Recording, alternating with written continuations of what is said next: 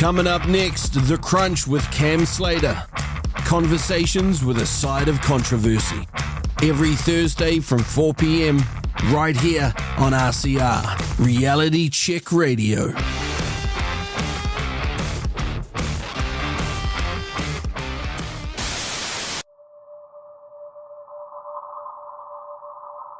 People are struggling to have conversations and connect with others that they don't completely agree with on every topic. And I think that's probably the biggest problem that we need to try and solve, is how after all this division and after all this separation do we end up bringing people together again, and what does unity really look like? New Zealand faces some pretty big issues. First one is COVID and the aftermath. There's no getting away from that. Second is racial division. It's been ginned up and it's dangerous. Another issue that maybe people haven't got their head around yet is digital currency. What form does that take? Is it programmable? Will it be used to manipulate behaviour and patterns of behaviour? Those questions need to be asked and answered. How can you have fair, open, democratic government by people who are appointed? It's a ridiculous idea. And if that idea is taken to its zenith, then this country is in real trouble, because democracy, one person, one vote, where every vote is of equal value, has got to be the foundation of a modern New Zealand. What's true, what's not true, how our kids are to be educated. And, I have a great fear for the future. I think we know from history where this could end up.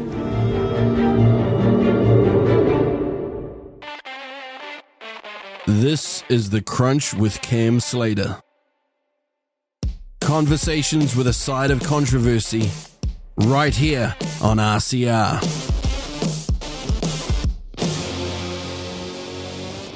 Welcome to The Crunch on Reality Check Radio. I'm your host, Cam Slater, and this is the place we crunch the political issues and cut through the politicians' spin. We have another fantastic show ahead for you this week.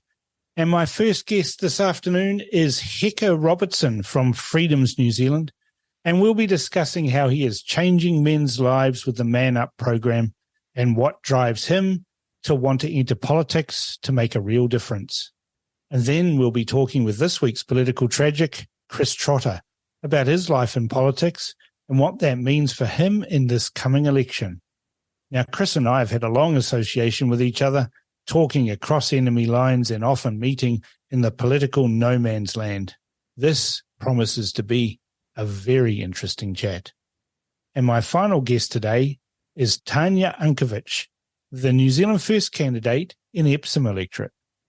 And Tanya has an amazing backstory, and she'll explain why she is standing up to be counted in this election. It's a busy afternoon, and we've got a lot to get through. And boy, there is a huge mailbag with your important feedback here on RCR. We're in the last few weeks of the election campaign, and things are getting very, very interesting. So let's look at what my buddies have to say about the various party leaders. Stay tuned until the end and find out what they have to say about this week's leader and his public persona. Let's just say that. It's going to be interesting. Don't forget to send comments to inbox@realitycheck.radio or text to 2057.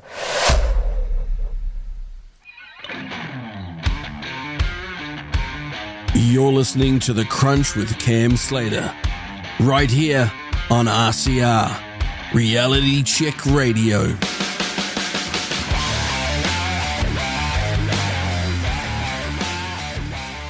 Hi, everyone. Welcome to The Crunch.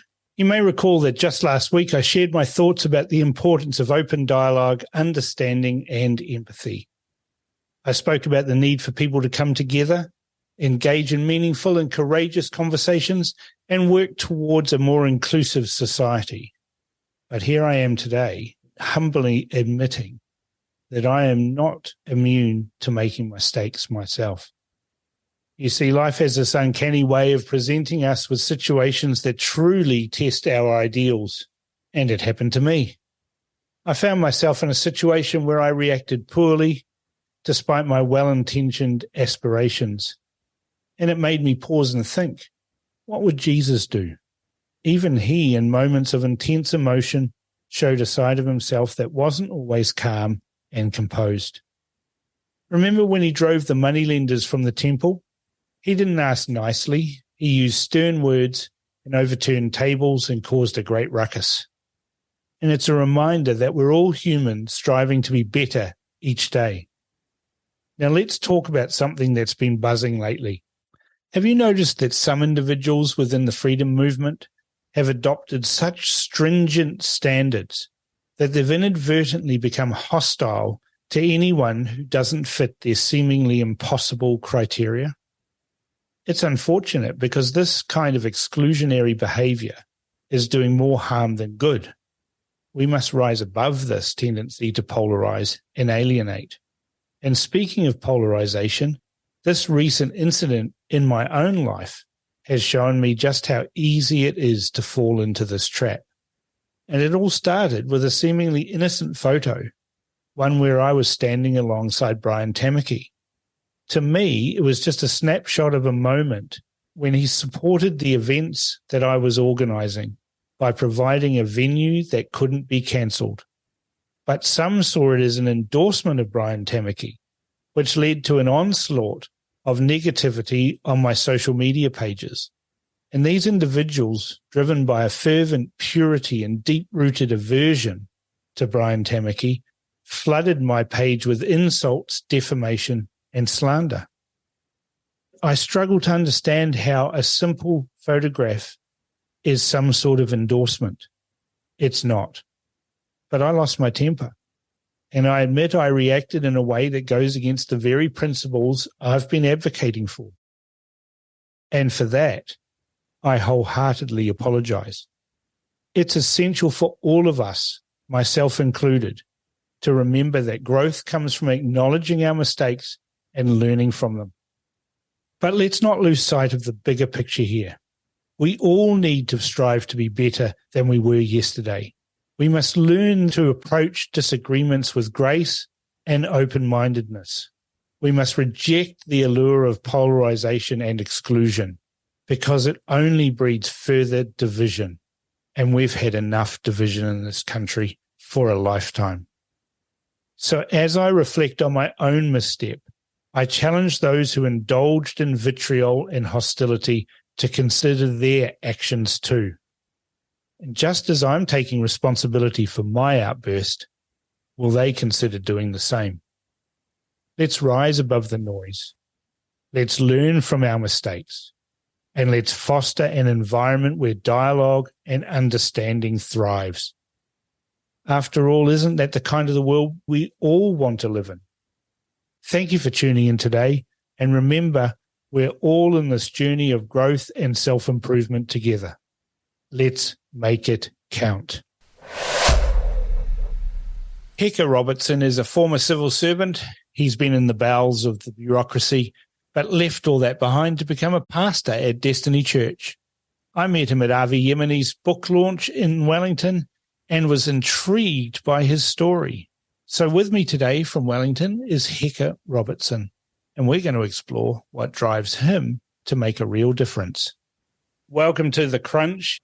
We had a good old chat in your office on Saturday night ahead of the Avi Yemeni book launch in Wellington, and I've got to say thanks for stepping up in that case and providing us a venue that couldn't be boycotted after the rowdies of the Antifa crowd managed to get the Wellington Cathedral to capitulate. So I really appreciate you stepping up for that. But it was during that chat, Heka, that you touched on a couple of things that I really wanted to talk to you about. And so we're going to talk about those today in a wide-ranging conversation. Sounds good. So people don't know where Destiny Church is in Petone. It's in a hard hat area, isn't it? We're in an area that they call the Bronx, so people who know Petone know this area well. It's in probably the most popular street in Petone, but at the wrong end of that street. So, yeah, Jackson Street, Petone. And what's across the road from your church? So I guess it's well known for having the Mungo Mob directly across the road from us. historically, I think just years it's been the meeting place, the gathering place of the mob here in Petone, here in the hut. And it's just been traditionally generations of that has been going on, and still to this day. And you guys are running your Man Up program from your church there locally. How has that been engaging with gang members, particularly the mongrel mob across the road? It's been great. I think we moved to these premises probably about a year ago, and the activity was quite heightened across the road. It always is. It's always full of extra members, and they know exactly who we are. We have a lot of men in our midst who are all ex-mongrel mob, and we even have men coming along who are active, current mongrel mob members. But we're across the road from each other, but the engagement's pretty good because they know who we are. They know that we work with their families, and there's a real connection there. And I'm not just talking about the mob. I'm talking about Black Power, Nomads, a number of different gang members are all walking together, and they see that unity. So we don't have any trouble with them across the road. We all come from the same families. We come from the same cultures. We've had the same lifestyles, backgrounds, hardships, dysfunctions. So, the only difference is that's where they're currently at in life. But it's good to be across the road from them to show that there's support here for anyone who needs it.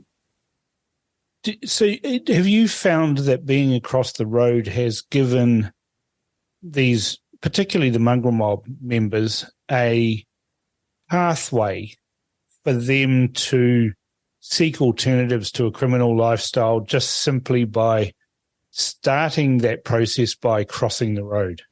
Yeah, absolutely. Your presence needs to be there. People need to see an example of what they could have, where they could go. Something they decide to take their path, but you need to have it modeled to you. And when you see on one side of the road a bunch of men who used to be active gang members who've done a lot of time in prison for being violent offenders, had their kids taken away from them by the system, and are now fathers who are thriving, who've had all their kids returned to them, are now productive members of society. It's quite a stark contrast when you see every Sunday, and not just on Sundays, but throughout the week. And I think it's brought something new to this neighbourhood as well. There are neighbours who probably were very conscious of their surroundings, and now what they see is a whole new bunch of people who've moved into their neighbourhood, but who are actively taking ownership of the streets. There's no fear, there's no intimidation, and there's only life and prosperity and hope. And so we go, whether it's here across the street, our people are all around the city, right around the country, and just providing an example of something real as opposed to something that I would say is counterfeit, because it's not. I was born in Fiji, and and I go back to Fiji, and I usually just go to Suva because that's where I was born. I'm not a tourist going back to Fiji. I'm a local going back to Fiji, and I imagine it's the same for you. I mean, although you're born in New Zealand, you go back to Samoa. The thing that I find incredible in Fiji, and I imagine it's the same in Samoa, is on a Sunday, you walk around the streets and there's lots and lots of churches, like more churches per head of population, I would say, than in Auckland. And the singing that is coming out of those churches is just beautiful. The happiness, the joy, the singing, and it makes you want to actually walk up and go in the door. And I've done that. And over there, are you finding a similar thing, in Petone, across the road from the mongrel mob, that your church is there's a whole lot of people outside that are showing the fellowship and the family hugs, the welcoming people before they come to church, then church, having the singing, all of that, and then there's the fellowship afterwards as well. Have you found that has given the people in that neighborhood, and there's some pretty sad looking apartments and state housing and things like that, plus the gang pad, does that lift them up and make them want to look and say, hey, what is this? This looks interesting. Yeah, definitely. I think there's a lot of curiosity. We have a man up operating here at the church directly across the road. We've had people come from these flats, men come across, and that's without even actively reaching out. We just hear there's a lot of noise. There's curiosity when they see the place pumping with life, and the kids are running around outside and they're happy, and even the neighbours who have certain neighbours who have barricaded themselves away. But I feel like there's a bit of ease. I feel like they feel like these streets are safer, because rather than the reputation of that's the Bronx, we're saying the Bronx is the most thriving, active, safest place to be. We're here every night, most nights of the week. No one touches anything around here. We're out on the streets, are spilling over, and there's a good interaction going. And I think really it is about modelling an example of what it could be. Similar to what you just described in Fiji Islands, there's a lot of noise that comes out of this place. Yeah. There are a lot of men, and sometimes in churches you just see a lot of women are active, but where are the fathers? Well, here you've got some pretty burly, staunch-looking men. But when you see them engaging with their kids, I think, man, that's the answer. About streets being unsafe, and prevalent on the news are stories about people not feeling safe in their streets anymore. Well, here in the Bronx and Britonia, this is probably the safest place you could be. That's what was great to host you guys the other night. Yeah. No fear of anything happening around here. You've got people who don't live in fear. They've been there, they've done that, and they know how to get out of it and move on and have a good life. So you can only walk the success that you've walked in, the journey, freedom into success. So it was good to talk about it, and for you to meet a lot of those men, a lot of the brothers who did the haka the other night. Yeah, and have quite a story to tell. And that was just an amazing experience, and I went after the event. I went out with Avi and his team, and Gull, his bodyguard, who's Maori heritage, and Avi was a little bit shocked by that. He said, "What does this mean?" And I said to him, "Well, Avi, they've been told by the media that you're a racist, that you're divisive, that you have appalling views. And those men are pretty tough guys. And they were a little bit hesitant about, providing a little bit of muscle in case we had some Antifa people turn up, which of course they didn't. But they got to hear you speak and see what you're about and what Ezra Levant's about and what Rukshan Fernando's about, and what I'm about too, And they felt moved to show a level of respect that not everybody gets. And, Gull was saying to him, you've got to stand there, Avi, and you need to take this seriously. And then when you all lined up and had a hongi with Avi, each of you, that really, I think, brought home to him that, what the mainstream media have been saying is not true, and that people who actually bother to engage with him and understand his story and understand where he's coming from know that he isn't racist and he isn't these things, and it was incredible to watch, and I was so privileged to be able to see that at the time. But, some of those guys, full face tattoos, scary guys, but they did that humble thing. And I think that's a credit to you that they did that in that way, to show respect to you as well, that we were in your place and the event went down really well, and it went down really well because of your involvement and the involvement of those guys. A lot of these guys, they, like I said, each of these guys have a story, quite horrendous stories when you think of where these men have come from. And I'm not just one of them, I'm talking about every single man. People would be blown away when they hear the stories of these men. And yet I see these as leaders, up-and-coming leaders in this nation. These men were all connected to the Man Up program, and so they came through that movement, and they got a second chance. And we've seen just the emergence of some of the most amazing, strong leaders who are now going back out to their communities and modelling to their own family and people from where they come that it is possible to make change. We've been working with men. We worked with a lot of these guys who just come out of prison. And some of those men who were there that night, you would have pretty impressive years behind them, done time and everything. So they've been there, done that. But a lot of their rehabilitation didn't happen inside. Probably none of it happened inside. Didn't. And they connected with a different kind of brotherhood.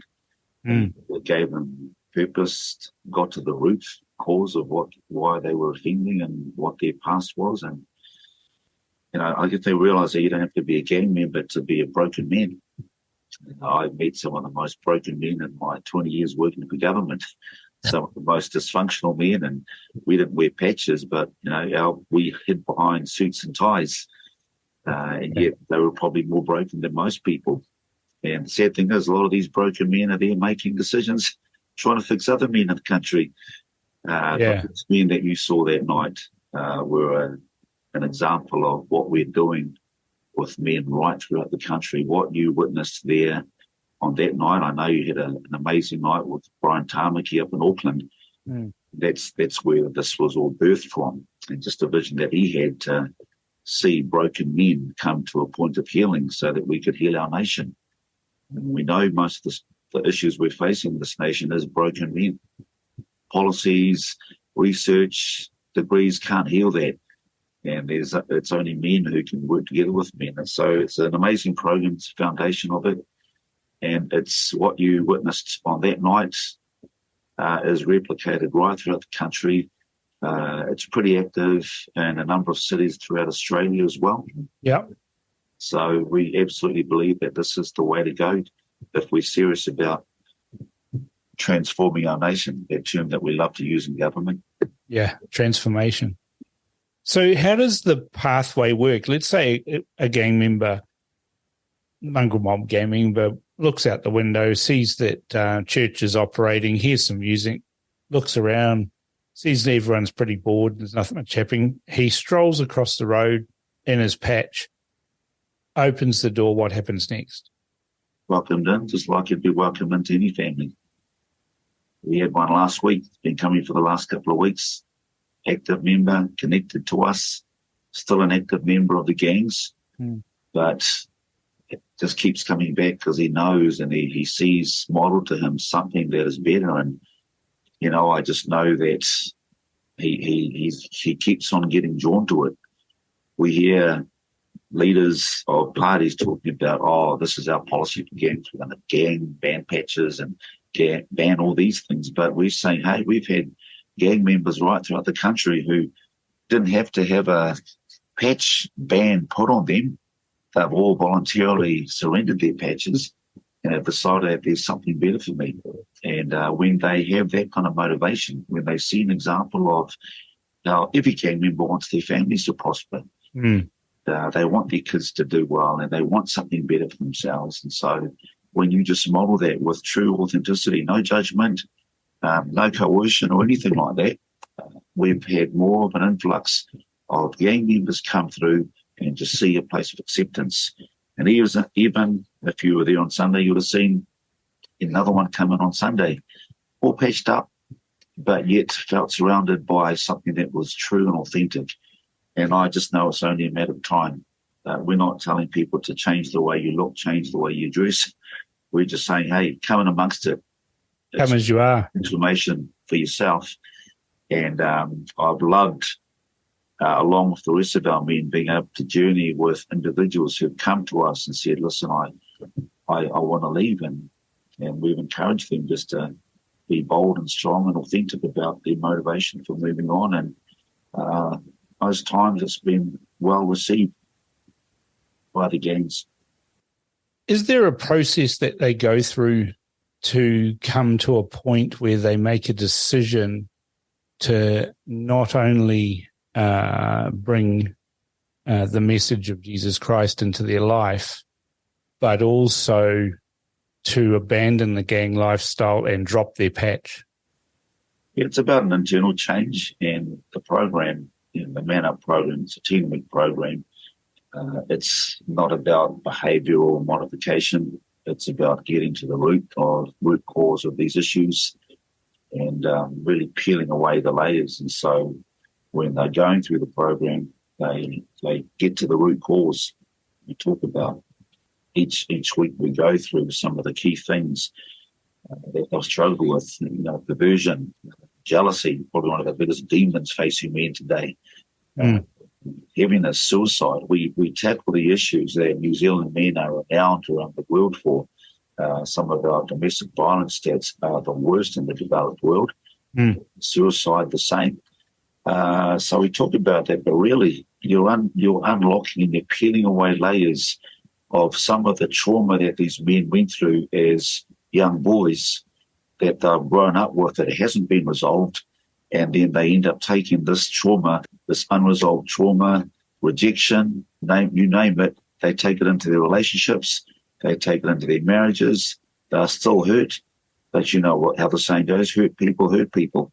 And so we've got grown men who have got families and wives and partners and kids who are still walking through life with the brokenness of a 5-year-old. And most of the times, it's about their relationship with their dad. That's probably the biggest problem facing this country today is fatherlessness. And when you're in prison, you can't be a father, can you? You can't be a father. I think the stats on a lot of our offenders shows that 65 to 70% of them grew up without a father. So I'm thinking that's the deficit in this nation. It gives rise to departments, programs, and a whole lot of taxpayer funding that goes down the drain because we're trying to deal to a problem which could have been dealt with if fathers were present. Yeah. That's the prevalent thing that we uncover each of these sessions. And so we work through that, uncovering, unlocking, identifying, exposing, and then understanding. And then they can go on to a point of, okay, let's start to get some healing going on now. You've managed to pinpoint the root issue. And for a lot of them, it's amazing. I'll sit in these sessions and, we encourage them to open up. We're in a society where it's a real tough Kiwi male, harden up, bro. Don't open up, don't be a pussy. And don't share your feelings. Exactly. But in this environment, it's amazing. It's such a powerful environment because men come in for the first time and they just catch this as an environment where it's safe to open up. I'm not being judged in here. What's said here stays here, doesn't leave the room. And very quickly they form a bond with men who are not just going to be there with them once a week. It's not like a once a week, 10, 12-week tick box exercise. Outside of that, it's a 24/7. And so we've got men who themselves have experienced the transformation, so grateful that they give up their time, their lives to help other brothers. And that means, which is what no service will give you, you've got the availability of these men at 3:00 in the morning, any time of day, stepping out of their convenience, giving of their time and their resource. A lot of providers say, how do you get these men to be this faithful? I'm thinking because they've touched and experienced something that's very, very real for them. And so why wouldn't you want to do that for someone else? What happens if they decide they want to drop their patch, that they want to start a new life outside of the gangs? Do they just take their patch off and that's it? Or is there some sort of ceremony? And how do the gangs react to that when somebody drops their patch? Well, my experience of the men in my group who have wanted to leave the gangs, they'll come and talk to me about it and said, this is what we want to do. The ones who have decided to leave have been pretty high up in the gangs. And so they've had some good influence and good respect. And I think there's some real power. I really believe that when they go back to the gangs, but the gangs can see the transformation that these men have made. They're not just doing a runner, but they're witnessing that there's something real. And a lot of the gangs, and some of them have said, look, I miss my family. I want to go back to my family. They've had no trouble with the men that I've dealt with who've left. They've had no problems. I've heard other stories from some of my colleagues about the men who've wanted to leave, and when they've gone back to the gangs and said, I want to leave, and they know the kaupapa of man up that they've connected to, there's been that degree of respect from their leaders that they've said, okay, we'll let you leave, but if you leave that, we're coming after you. Right. So they have respect for what these men are leaving to go to. And in a way, they're saying that's the only condition on which we're accepting that you're leaving, because we can see what you're going towards. But you leave that, then, we're after you. So it varies from person to person, but and if they've needed the support, then we've had brothers who have supported them going and making that approach to their respective leaders. So it's great. One of the greatest things is at our national conventions when you see brothers, and I've got them here, who they knew each other in prison. They were enemies in prison. Mangrumon, Black Power, They knew each other in the yard. They'd suss each other out. And now they're brothers in arms, brothers who support each other, who back each other. They don't have to watch their backs. They've got each other's backs. There's nothing more rewarding and more satisfying than to see men who were previously the menace to society becoming some of the greatest leaders, greatest mentors, men who I'm proud for my kids to call uncle. And not only that, but they're men who are prospering. They're getting into business. They're prospering financially. We've had so many men make commitments to their women. We've had so many man-up weddings. There's a saying that we say, if you love her, marry her. And so a lot of these men throughout the country, they're saying we're the first ones in our family to ever have a wedding. Wow. About generations. So it's great. This is transformation from the ground up. Yeah. There's not a cent of government funding that goes into this. No expert researchers have come to develop this program. It's a heart thing. It's come from people who really walked this pathway and have got years of investment to show in it. And I'm absolutely convinced that this is the way to go with men in New Zealand. You've been a leader inside government. You've been working in government ministries. You went to law school. You're highly educated. You left all of that behind to take up, to become a pastor, to follow that lead. And now you're also looking at moving into politics. You could have sat there in the government ministries getting paid huge dollars, developing, bumper sticker type policies that ultimately go nowhere other than to suck more money out of the government. Is that what's driving you, that you feel the need that perhaps within government it's not the way to work, and so you've for a start went to Destiny, and now you're looking at politics as a way to continue that work rather than sit inside the system? Absolutely. I sat in government probably too long. I had a 20-year career in government. Strategies, and most of them were in the justice sector: crime prevention, youth offending, violence prevention, you name it. I was in there. I was at the Beehive when we would launch all these strategies. Yeah. The amount of taxpayer dollars that went into the process of strategy development before any cent had hit the ground. And really, there's just been different iterations of these strategies over the years with successive governments that have changed things. So if I look at a strategy today, it looks exactly identical to what I would have worked on 25 years ago. And people think we did great things. And yeah, there was a lot that was done. But at the end of the day, the proof is in the pudding. And the statistics are still the same. They're getting worse. Crime is happening earlier and it's a lot more violent. I mean, it's concerning. And girls, violent young girls. So that tells me bureaucracy is not the way to deal with things. Successive governments, layers of bureaucracy, the only transformation I see is a bloated bureaucracy. And now all of a sudden people want to talk about culling it. Well, it's a little bit too little too late because they wouldn't want to know what to do with the money if they did that anyway. But I'm saying I'm comparing 20 years in government with the few years that I've spent outside of government. I've seen more transformation in this round-up approach that has had not one policy analyst develop a program, not one researcher or evaluator develop it, and not one cent of government funding. And I'm seeing more lasting results that I challenge any politician to equal it. And that's probably what motivates me. I'm sitting up thinking, man, where's this money going in government? How much longer are we going to keep on making the same mistakes? I've worked under Labour, National, Labour, National, Labour, National, probably about 5 prime ministers I've worked under. Yeah. And yet the statistics are still the same. And so I'm thinking, wake up, when are we going to learn?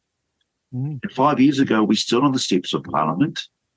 5 years ago, we packed the lawns of Parliament with ex-gang members, ex-drug dealers, ex-violent wife beaters. They were all filling the steps of Parliament, and we had all the leaders. We had David Seymour there. We had Judith Collins on the steps of Parliament, and we had Andrew Little, who was a then Minister of Justice, and they all publicly endorsed the Man Up program. This works. How can you deny it when you've got a lawn full of people who are clearly, obviously, people who have been through a pretty tough life? They all endorsed it. And then we had Calvin Davis, who's the, current Minister of Corrections. Yeah. Totally decided that he'd rather announce $98 million for what he had in store to reform prisoners. Well, I go into the prisons all the time, and I've been going in since I've been doing the Man Up program. I used to do it up in Auckland at Puremuremo, down here at Rimutaka. And all I have these guys asking me, and our other guys who go on, is, what you're doing with me, can we do it? Can I have this happening in the prisons? Why would you block something that's working? And it's working on the smell of an oily rag. It's astonishing. It really is astonishing because I've seen those results. Okay, sure, it was a couple of hours, but those guys that were out the front, that were helping at the back with the sound system and that, they've all got similar backgrounds, and they were the nicest, most approachable people that I've seen in a long time. Their tattoos mean nothing to me, and they actually are standing proud now rather than broken, And it was incredible to see that. And that's why I wanted to talk with you. That's why I've wanted to talk with Brian Tamaki, because I want to learn more about this Man Up program, because the church that I'm involved in Auckland has a similar outreach towards gang members with the Grace Foundation, and they're making a difference too. And again, they're shunned by those in power, although they're a bit more loved by the media, because they've got Dave Latelli there just, out there as an evangelist for their program. But they're blocked as well because people see, hundreds of gang members, and literally it is hundreds of people wearing colours, and they're big people, and they're all there on a Saturday at the church, and it intimidates people. Whereas I look at it and I think, wow, they must be doing something right if there's like 200 people here. like, who gets up early on a Saturday morning to go to church? There's 200 gang members here that are going to church. And how safe do you feel? I feel perfectly safe. I'm literally not afraid of anybody. So, Yeah, we, throughout the protest season, we lead these big protest marches, and I would have the police thanking us for helping to make their job easier. Yeah. The greatest thing for me is that we had a whole lot of women on these protests who would come up to us and they'd say, we feel so safe with all of these men around us. These big, burly men, ex-crims and everything, and yet they are men who found a purpose. They love their country, and now they're standing up and staunch for something else.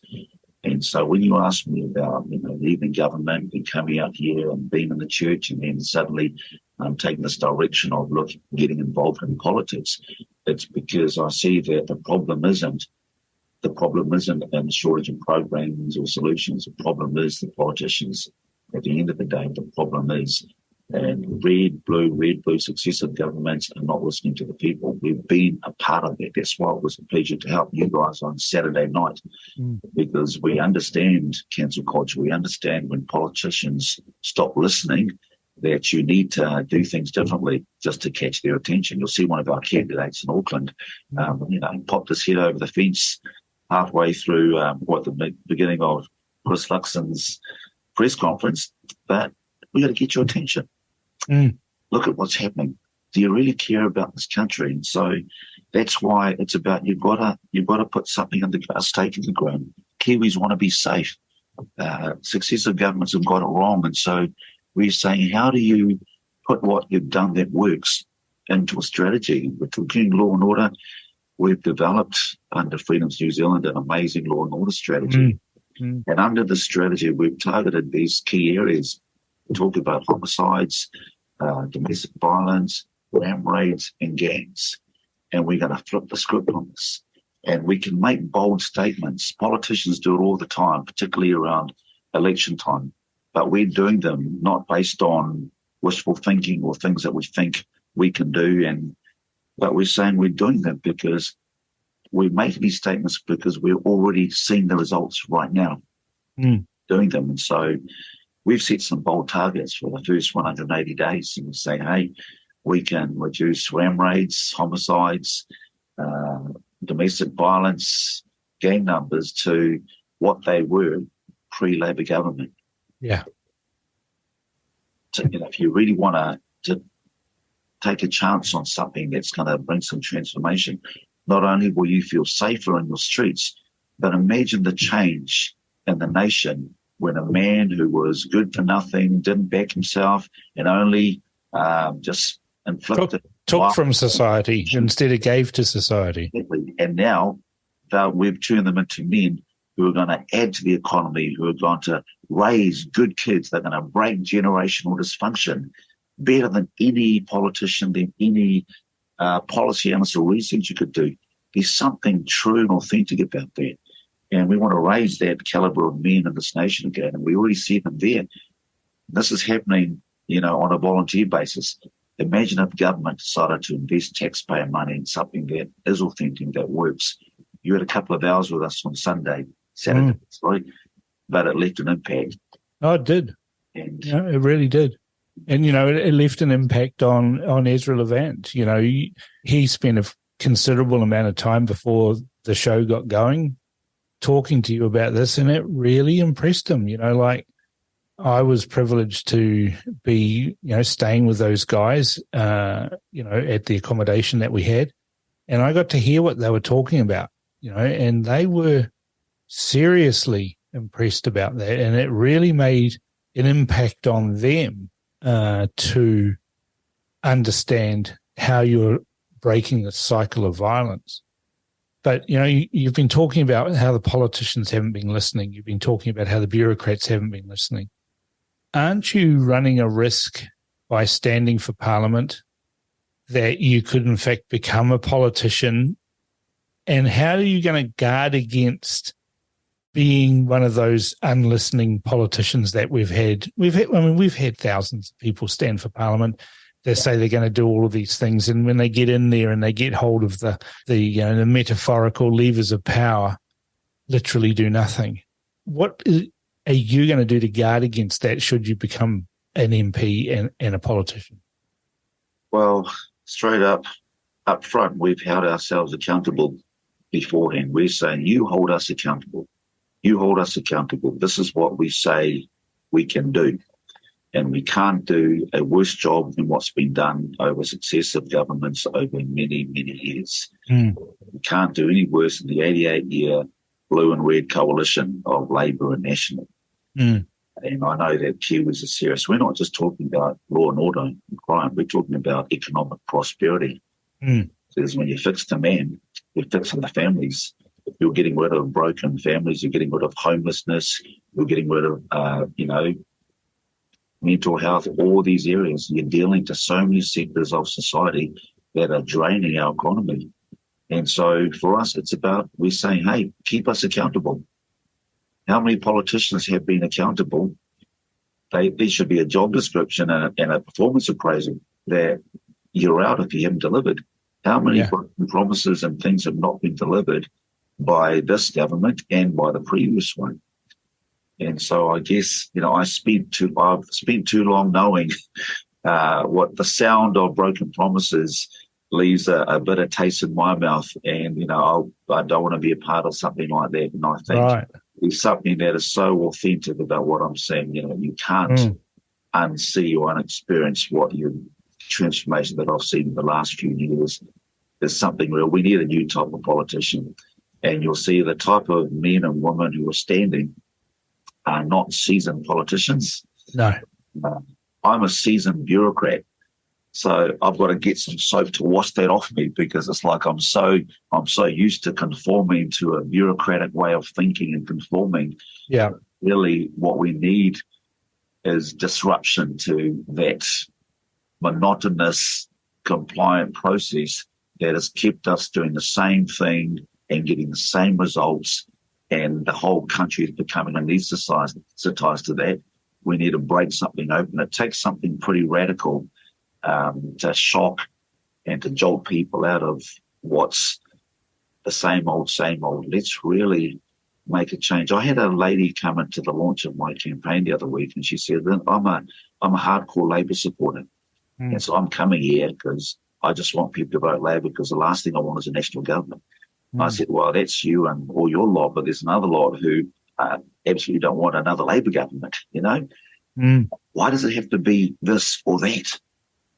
How about we've got a bunch of New Zealanders who are not held to ransom by red or blue, but actually rise up and take control of our country back, and not have to be constantly disappointed about what a blue or red government does. But we know what works. And, I swayed that lady by the end of the session. She's going to go right and get a whole lot of people to jump on board what we're doing. She heard something authentic. Yeah. And I thought, hey, I've been there 20 years. I know what I'm talking about. I know that's the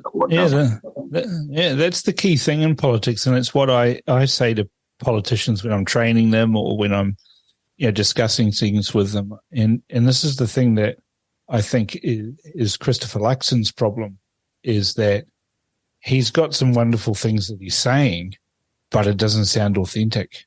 It sounds like it's rehearsed. He thinks that he's got solutions, but he actually hasn't seen the effects of what politicians can do to people. And, I said this many, many years ago when Helen Clark's government came to an end. I said, to a Labour guy who said, we've just got to stop the Nats getting in. And I said, well, you're not going to do that in 2008. And he said, why is that? And I said, because the people have had 9 years of Helen Clark as a Prime Minister, and they still live in the same crappy neighbourhoods. Their kids still go to the same crappy schools. They are still living in the same crappy house. Nothing has changed for them, and they voted 3 times in a row for that leadership. And Helen Clark was a competent Prime Minister. I didn't agree with her politics, but she knew what she was doing. And now you look, we've had 9 years of National following Helen Clark, and then we've had 6 years of Labour following John Key. Those people are still living in those areas. Still, nothing's changed. And if we, the very definition of insanity is doing the same thing over and over and over and over again and expecting different results. So how do you jolt people out of that? Well, it isn't boot camps, that's for sure. That's an easy thing to say. We're going to go and be tough on the. Are you tougher than the tough guys? Like, seriously? Are we going to have politicians that are going to be tougher than the tough guys? It's like they've never met anybody from the streets. They're out of touch. They're definitely out of touch. I ran Chris Luxton's law and order policy by some of my guys who have done a lot of time, who have been in gangs, and they just pulled it apart in minutes as to why it wouldn't work. And I'm thinking, were you consulted on something like this? Because I'm sure that these guys weren't part of the consultation process to inform what's going to make a good policy. Our policy is based on people who have walked the walk and they can talk the talk because they've been there, done that, but more importantly, they've got the results to show for it. And so I think that is a problem that you've identified. If you've got politicians who have experienced that, out of touch with the community, and as you would have seen of our guy stepping over the fence to talk to Chris, he says, Chris, I've never seen you. You're standing there and you talk a good talk, but we've never seen you down in the community where it's all happening. Yeah. If you decided to come, you'd actually catch a true and accurate feel of what's going on, but you're absent. And so the better of the two Chris's, and then Chris decides to take him. He says, oh, well, let's go and have a private conversation somewhere else. But the idea of that is, no, let's be transparent and actually be willing to stand up and face the people and respond to what the people want to know. But that's the problem, isn't it? Christopher Luxon has shown that he doesn't want to listen to the people. You were one of the leaders at Parliament, at the protest. David Seymour claims that he met the leaders of the thing. You were one of the leaders. Can you scotch his claims right here and right now for listeners of Reality Check Radio? Did David Seymour meet you during that protest? Not meet me. He probably hovered around and met somebody. He just has to talk to somebody who's part of the protest and claim that he spoke to the protest leaders, but he didn't turn up. And that's why I'm saying to people, listen, no party who is currently in government, whether it's Labour, whether it's National, whether it's Greens, whether it's Te Pāti Māori or ACT, they're all the same. I remember the high point of that protest when polls showed that at least 30% of New Zealanders agreed with what we were protesting about. So that's a huge portion of the country. Surely that would warrant maybe 30% of MPs would represent that 30%. Coming out and talking. Not one MP represents that 30%. Now, there we go. So that tells me they're in it for themselves. It is a grand coalition of people who won't listen to the community. And this is what we're breaking. Someone challenged me and said, who do you think you are running in the Prime Minister's electorate? You're running against the Prime Minister. He won by a 20,000 lead. And I said, well, he happens to live in my electorate, but that's not the point. The point is I know that there are many people who are disgruntled with this government, and I'm chasing as many party votes for Freedom New Zealand as I can, who are saying we're no longer supportive of this government. And I'm thinking, well, don't make the mistake of withdrawing your support for them and throwing it to another party that's currently in there and will be guilty of doing the same thing again. Yeah. Let's go from one abusive partner to the other one. It's another revolving door. One of the parts of the country stand up and stand together and actually make a difference. We know we've got the goods. We're good for it. We are absolutely good for it because we walk and talk and we are the solution because we're we ourselves have been a walking solution. Yeah. To find any educated people to do that, it's right in front of me. You witnessed it on Saturday night. And so it's like, man, how do you milk that? How do you squeeze the gold out of that? Well, I guess you just got to do it more and more and more and expose more and more people to that message. And I guess that's the importance of the political process, that we don't shut down debates. We don't shut down ideas that may challenge us. We listen, and we may actually learn something by listening to people who we thought or maybe have been described as having opposing views. And that's the thing that impressed me the most, is that Brian and yourself, knew who Avi Yemeni was, what people have said about him, and you provided the venues anyway. It doesn't mean you support what his ideas are. All you're supporting is his ability to speak freely. That's right. Well, Heka, I wish you all the best for the election. I hope that you can make a difference. You've certainly got your heart in the right place. And I just wanted to explore some of that journey so that people can understand what motivates you to stand for Parliament. And, it's only a few short weeks away. And I hope and pray that people like yourself, good people like yourself, will be chosen by the electors to represent them in Parliament, that we will get politicians that will start listening, and that we will break that cycle of lurching from left to right, from red to blue. And so I appreciate your time for coming on The Crunch. Thanks, Cam. And we'll have a chat, I'm sure, in the coming years about some other things. Well, we'll see you at Parliament on the 28th. Yeah. 28th. It's in my planning. It's like, let's get all these Kiwis together and say, hey, you love your country, you don't want them to sell your country off, well then let's all be united, turn up there on the 28th and make some noise. But no, it's been an honour and a privilege, Cameron. Great to connect with you, and I know that there's going to be many, many more great things that we're all going to be doing together. Let's just commit to stay in touch, because talking is the pathway to freedom. Thanks a lot. Okay. Thank you. We'll see you soon. Heka is one of life's genuine, quiet heroes, seeing a need and making a huge difference. His story and the pathways to redemption he facilitates are truly inspiring. I hope he does make it into Parliament, because I think he could make a real difference. Don't forget to send comments on Heka's interview to inbox@realitycheck.radio or text to 2057. Thanks for tuning in to RCR, Reality Check Radio. If you like what you're listening to, or even if you don't agree with what you're listening to, then get in touch with us now. You can text us with your message to 2057, that's 2057. Or if you'd rather email us, you can at inbox@realitycheck.radio. We would love to hear from you, so get in touch with us now. The greatest threat to our democracy and our country is the belief that someone else will save it. RCR is on a mission to revive honest media, and now you too can help make that happen.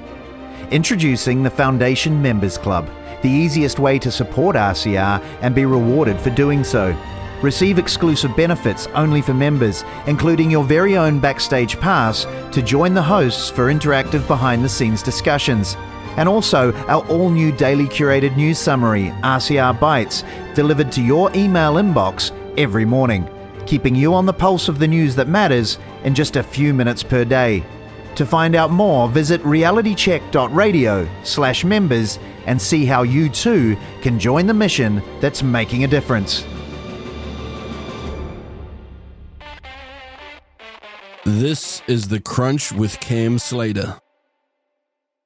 Conversations with a side of controversy, right here on RCR.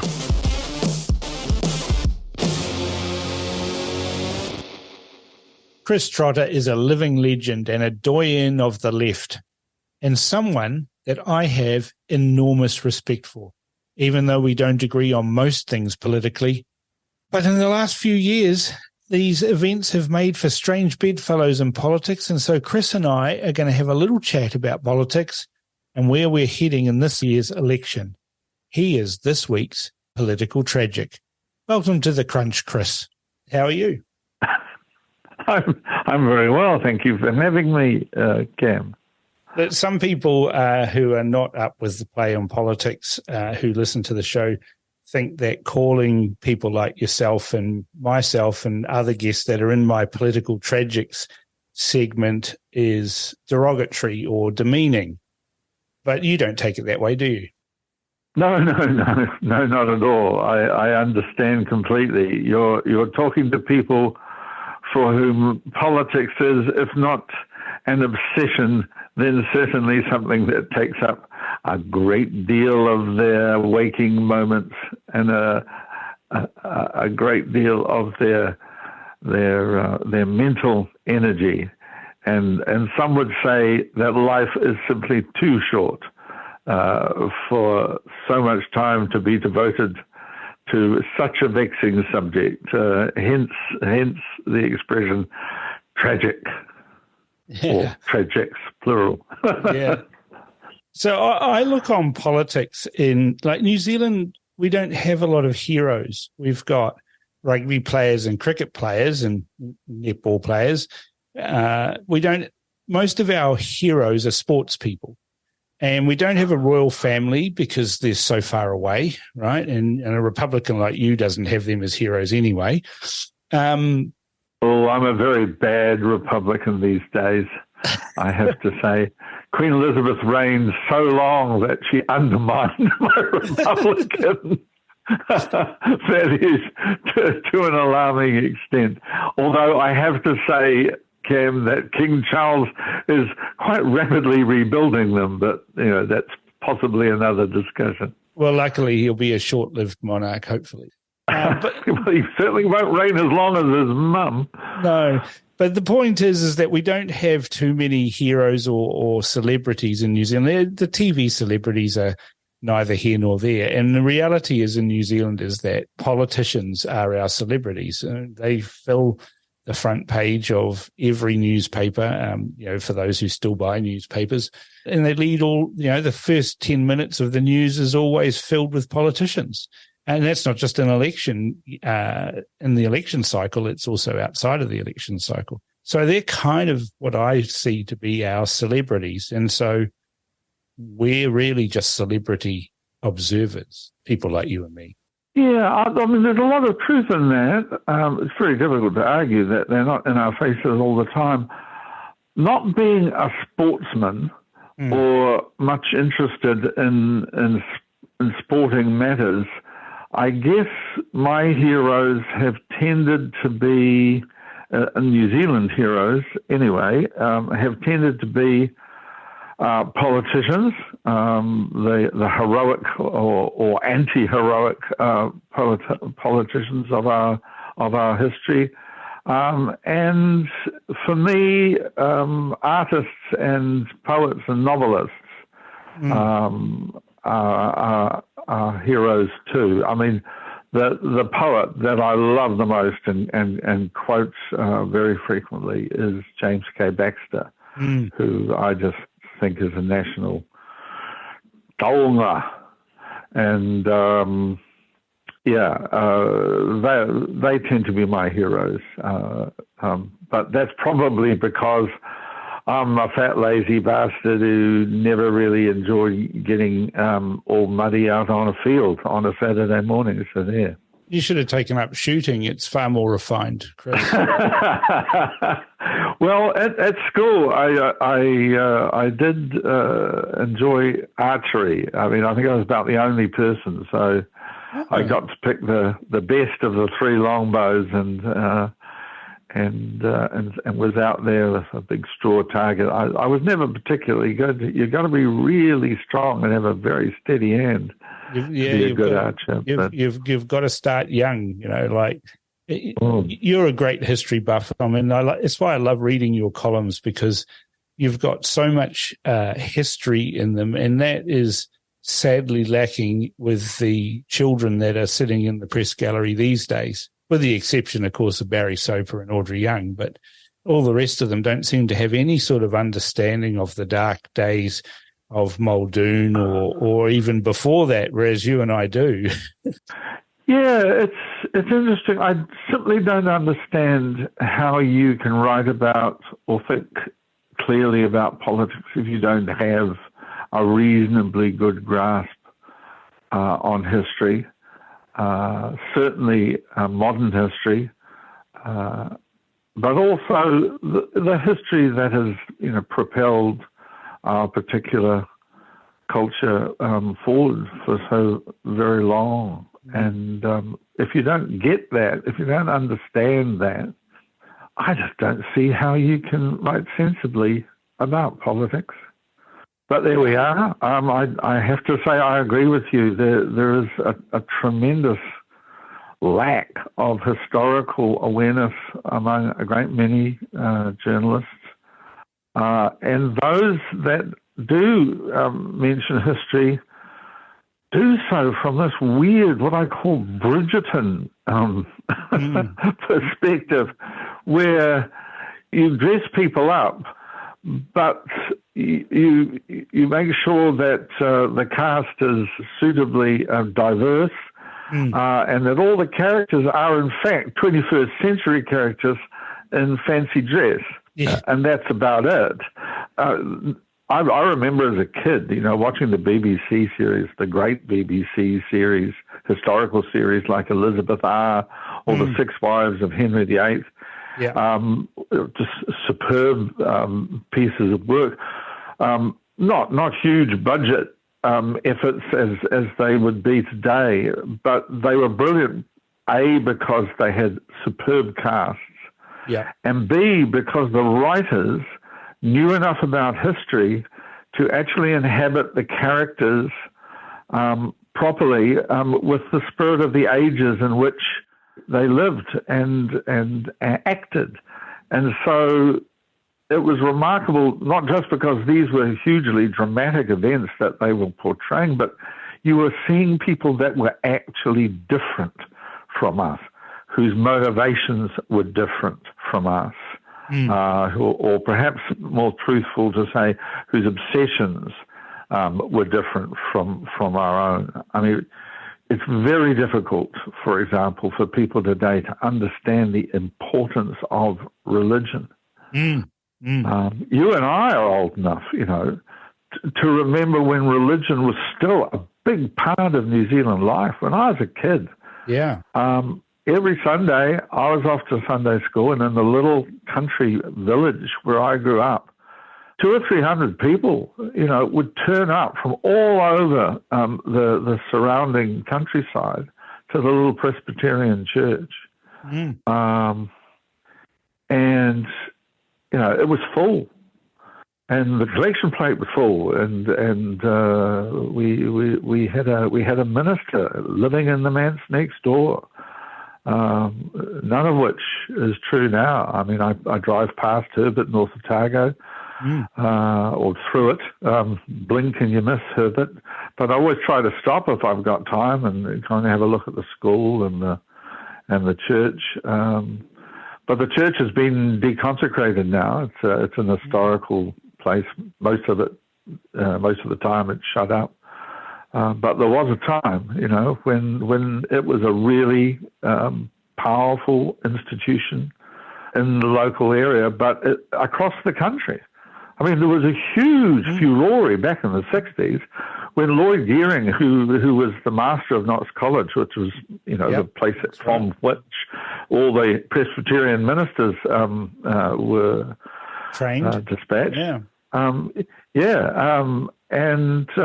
he was put on trial for heresy. Now, that just sounds so bizarre in 2023. But in the mid-60s, the master of Knox College was tried by the Presbyterian Synod for heresy. And the trial was followed, like any major sort of murder trial today. And everyone had an opinion on it. And the good, solid, liberal Presbyterians of North Otago, a great many of them said, I will never darken the door of a Presbyterian church ever again. They were just so completely dumbfounded by what was happening. And I remember 1972 when the Catholic Church's sort of semi-official newspaper, The Tablet, came out in favour of voting for the Labour Party. It was a big deal because there were a lot of Catholic New Zealanders and their votes mattered. Yeah. Yeah, but you've given me that's just not part of today's world. I mean, the religious figures in today's world tend to be the Brian Tamaki types, who evoke more mirth or contempt than any sense of reverence. But when bishops and cardinals and Presbyterian moderators spoke in the past, people listened. Yeah. Very hard for a younger generation to grasp that. You've given me a little insight then, because I'd always wondered about your upbringing. You've spoken about it in some of your writings on your website, but I never understood that you were brought up a Presbyterian, and that answers that answers a lot of questions about how you essentially became a socialist, and have stuck with that through most of your life. In fact, all of your life, really. It's that Presbyterian, that dour Scottish upbringing through the church, and I can say that from a position of knowing, having been brought up in a Presbyterian church myself. Right. Well, I've got to qualify my own experience slightly by saying two kinds of Presbyterians emerged from Scotland and settled in New Zealand. Yes. In the 19th century. If you go down to South Otago, you will find the dour, the censorious, the puritanical Presbyterians. That's the ones who you're there to be punished. Who absolutely, who would punish you for dancing on a Sunday or getting drunk or fornicating. Outside the holy institution of marriage. But also from Scotland came the Presbyterians who loved learning, who were part of that whole Scottish Enlightenment, the sort of Presbyterians that founded the University of Otago in 1869. Much more liberal. My uncle was one of those. He was a Presbyterian minister. He was also master of Knox College in the years after Lloyd Gearing. So he had a much more liberal view of Christianity than some of the dour Southlanders and South Otagoites. So that was the tradition in which I was raised, rather than the very dour, very moralistic, very censorious Presbyterian church. My uncle said something to me once which I have never, ever forgotten, and which has been a kind of watch phrase for me over many, many decades. He said, Chris, human beings are neither wholly corrupt nor wholly unredeemable. And I thought that was a wonderfully sort of, compassionate, wise thing for a Presbyterian minister to say. And as you can hear, I stashed that one away in my memory cupboard. Isn't it funny what we stash away? I'm 55 years old this year, and I can remember in the seventh form, my English teacher, Graham Marshall, who went on to become the principal of Hutt Valley High School, writing on my report, a splendid exam result achieved with little obvious effort. And I remember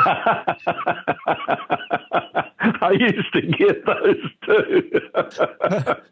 Chris has done very well this term. I have no idea how. and he thought he was insulting me. And if Graham Marshall's still listening, then I still remember that report that in the first term of my 7th form English, and I wear that badge with pride. And maybe I'll find that old report somewhere and frame it, because I just loved the. He was trying to insult me, and I thought it was praise.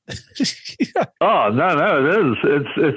It's high praise. That's right. In other words, he was saying you're not a swot. No, that's right. You're dangerously clever. Because you can get good results without swatting for them.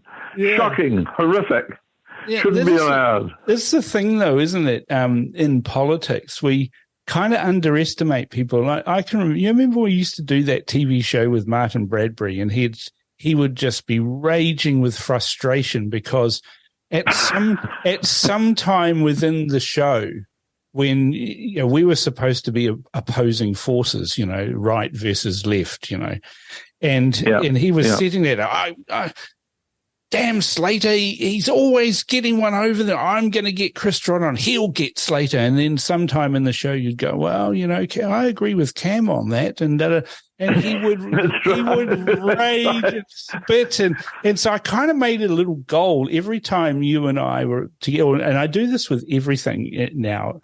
I try and arrange the conversation in such a way that eventually we end up agreeing on something. And that means I have to give something. It means you have to give something, and we've met somewhere in the middle where we agree. That's missing in politics, isn't it? It is. I say more power to your elbow, because it is an art that fewer and fewer people now even want to master. The art of finding the common ground, finding that part of a supposed opponent's, or even worse, a supposed enemy's personality, which you suddenly recognize as part of your own. Human beings have vastly more that unites them than divides them. If you only look for those things, there are some, and if you study history, you can reel off the names who are irredeemable. With all due respect to my dear departed Uncle Peter, most of those are communists who are irredeemable.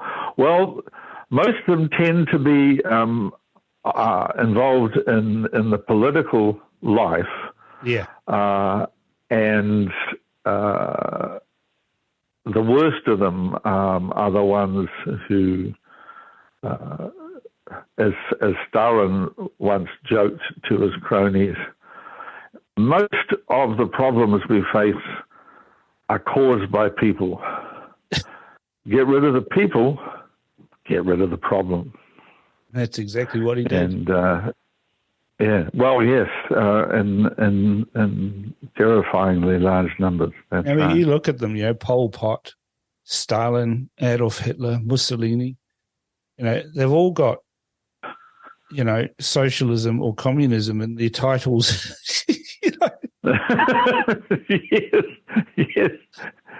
Yes, indeed. Benito, I think, he would struggle to get into the real villains club. He became more awful, I think, the more he came to depend on Hitler. When he was top of the pops, because he, of course, was the first fascist and established his regime. Yeah, long before Hitler came to power. He wasn't the least bit impressed. First time he met him, he reckoned that Hitler reminded him of an overweight plumber. which I thought was a superbly Italian insult, Now I'm picturing a pic of Adolf Hitler wearing Mario Brothers, overalls and a little talking. And a big bushy Italian moustache, not a little clipped, Hitler moustache. But, yes. But so we talked a little bit earlier about hero. You talking about heroes. Who are your political heroes? And I mean from the right and the left, if you've got any on the right as well. Well, Or should I say have people a great deal of time. Yeah. No, I think Gordon Coates was one of my political heroes. Now, he was on the right of politics, but he was also the first New Zealand Prime Minister born here in New Zealand as opposed to the British Isles. And he was in the Reform Party, I think, but he wasn't as conservative as Bill Massey, and he was a pragmatic politician. And for that reason, the people who formed the National Party in 1936 were always wary of him. He had done things like devalue the dollar, and he had begun a program of social housing even before the Labour Party came to power. So the real dyed-in-the-wool conservatives always regarded Coates, with a rather jaundiced eye. So he wasn't the first leader of the National Party, which he should have been. He was far and away the most talented politician on the right. And he was exactly the right person to put up against Mickey Savage, and certainly he would have done far better than Hamilton or Holland against Peter Fraser. It took the Nats a few goes to get rid of the Labour Party. I mean, they got rid of them in the end after 14 long years. But Coates was one of my heroes, and well, he actually served in Peter Fraser's war administration. Yes, he did. Well, there was an attempt to do what happened in the First World War, to have a coalition, essentially, a grand coalition of all the talents, all the parties in a war cabinet. And Coates, yes, was part of that. The National Party pulled out of that. I think it regarded the government as too lenient on unions who took advantage sometimes of the fact that New Zealand was at war to get a bit more in the way of wages and conditions, or to get improvements in what they thought were inadequate wages and conditions, depending upon your point of view. But yes, he served alongside some of the Labour guys. And I mean, the great fact that Holland in the end had to accept was that so long as National didn't support the welfare state that Labour had created, so long as it promised to abolish it, it was never going to get elected. And it was only when National said, we will leave the social welfare legislation in place, that people said, well, good, finally. And they voted against Labour, for a whole host of reasons. They didn't like rationing, and Labour had been in forever, and surely it was time for somebody new. But Coates, like one of the great villains, of course, is indeed Sid Holland, a man who may not have known much, but what he did know, he knew good and hard, and gave it good and hard to friend and foe alike. And of course, he presided over the waterfront disputes. And you had a crackhead, that's for sure. He certainly did, and he got the largest vote for National in its history when he sought a validation of his actions against the Watersiders Union from the electorate, as you would expect a good Democrat to do. He did that, and the people rewarded him. I think 54% of the vote, which is astonishing when you think about it today. And he was a strong man, and set the pattern for strong men in the National Party, I might add. I think it's no accident that Rob Muldoon was able to have such a profound impact on the National Party and on New Zealand, because he certainly came from that tradition of strong men, although he was a much more liberal man, Rob Muldoon,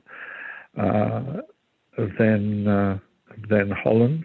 And indeed, he was a more liberal man than Jack Marshall.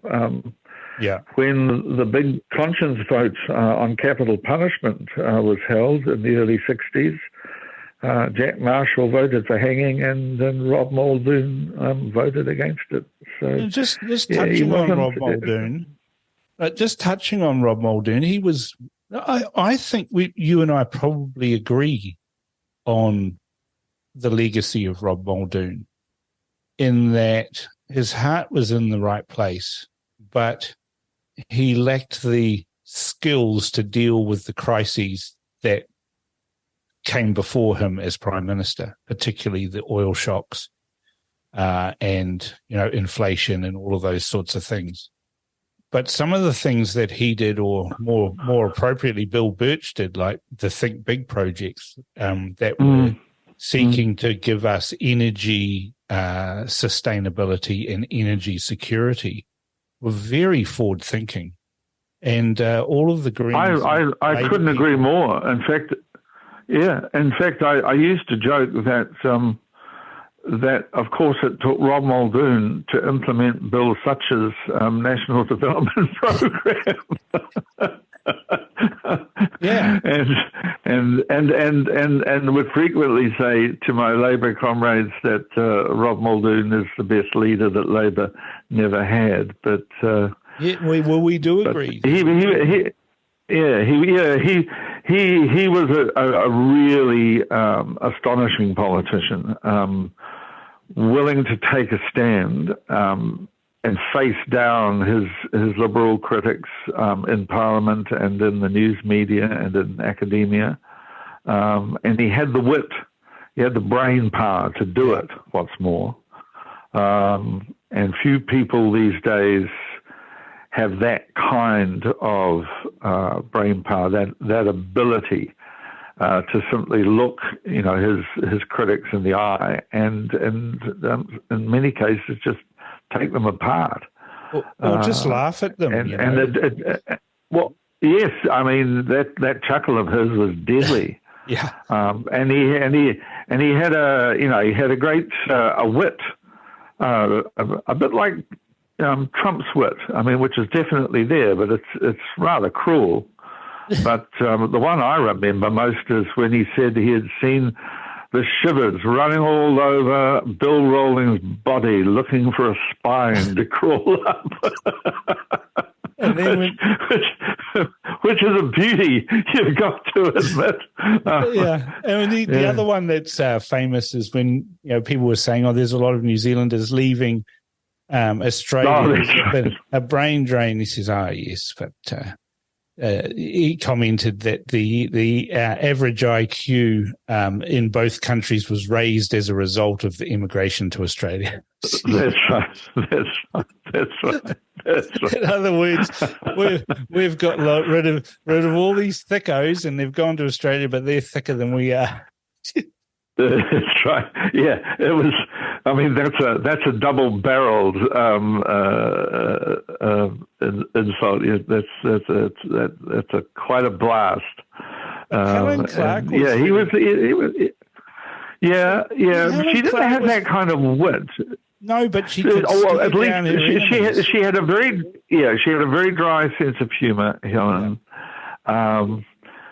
But she wasn't able to sort of pull it off in public. She didn't have that ability that Muldoon had, to deliver these lines, these insults. while looking straight down the barrel of the camera, which is also a hard thing to do, which he mastered very early on. And it gave him, that sense of command. At least people attributed to him a tremendous capacity for command, largely because he learned how to look down the barrel of a television camera. So he was staring straight at you. He even did that when he was soused, when he announced the Snaps election. He stared down the barrel of that camera. The journalist said to him, well, 4 weeks isn't much time for an election, Prime Minister. And he said, yes, well, it's not much time for my opponent. It's not much time for my opponents to get ready for an election, is it? Staring down the barrel of the camera. Not his finest moments, although you really have to feel for poor Sue Wood, who's standing behind him, trying to keep the look of absolute horror off her face. I don't think she ever recovered from that. I think she had PTSD from that day forward. Well, as you would, yeah. So, we're getting through the heroes, or the anti-heroes. Yeah. Helen Clark was an impressive person. She was. If not an entirely likable one. If you were on the receiving end of Helen Clark's death stare, geez. Yeah, as I was. Geez. And Nicky Hager as well. Nicky Hager as well. He got the death stare. Yeah, man. Yes, well, and understandably, in my opinion. Its whole seeds of mistrust, that was an ambush, an absolute and indisputable and undeniable and highly successful ambush, because Labour was odds on, if not to get 50% of the vote as Jacinda did in 2020, to get something pretty damn close. Yeah. But it dwindled as a result of Hager's intervention down to, what was it, 41 or some such thing. Yeah. It wasn't bad, but it wasn't as sort of amazing as it could have been if Nicky hadn't, and John Campbell, let's be fair, hadn't had their wicked way with her. Yeah. Do you consider Nicky Hager to be a journalist, or do you perceive him to be or believe him to be something other than a journalist, perhaps a protagonist or a political activist? He's a journalist, all right, but he's one with a very particular set of political objectives over the years. It's possible to be both, Cam, as you and I are probably well placed to admit. but yeah, he would never be all that convincing, in my opinion, trying to plead that he is nothing but a humble journalist with no political motivations whatsoever. Yeah, I think that would be a very, very hard position for him to defend. And yeah, it's journalism by ambush. Yeah, well, it's what people do these days. But I've never been wildly keen on it. I guess I think I've said to you before, Cam, I had a very good mentor when it came to journalism, and that was Warren Berryman, whose parents were small-time newspaper publishers. Yeah, the sort that also edited the paper, and so I think he had journalism in his blood. He was an American. He had First Amendment in his blood as well, and he stuck to the journalistic code. If you were going to say something about an individual or an institution, you had to give them the right of reply. You couldn't just spring things on people without them giving their side of the story. If they chose not to give their side of the story, well, that's on them. Publisher be damned. Yeah. But he had rules, and And he taught me those rules, and I was very, very glad to know the man. It was very sad when cancer claimed him. Very sad indeed. Well, we all can't live forever, but sometimes brilliant people are taken far too early. Well, yes. I mean, and perhaps mentioning someone outside of politics in its usually understood sense. Helen Kelly. I greatly admired Helen Kelly, the president of the CTU, for the way she conducted herself and the stands that she took, and her fearlessness. She was, of course, the daughter of Pat Kelly, who I knew quite well from the Labour Party, someone from Liverpool originally, I think an Irish Liverpudlian. He was a fairly impressive character too, but his daughter was really quite special, and my belief is if she hadn't been taken by cancer, she would have become the president of the Labour Party and very quickly a member of Parliament for the Labour Party, and I rather suspect she would have become leader of the opposition and quite probably Prime Minister one day. But that was one of those, tragic counterfactuals, those might have beens in history, which are fun to think about. But of course, it's a rabbit hole you don't want to investigate too closely, because history is what it is, and that's what you got to deal with, not what it might have been. Well, let's park the history for a bit and look at what we're looking at here. I had a chat with Winston the other night, and he said this feels like 1996. And I was talking to a senior National MP, and they were saying this feels like 1990.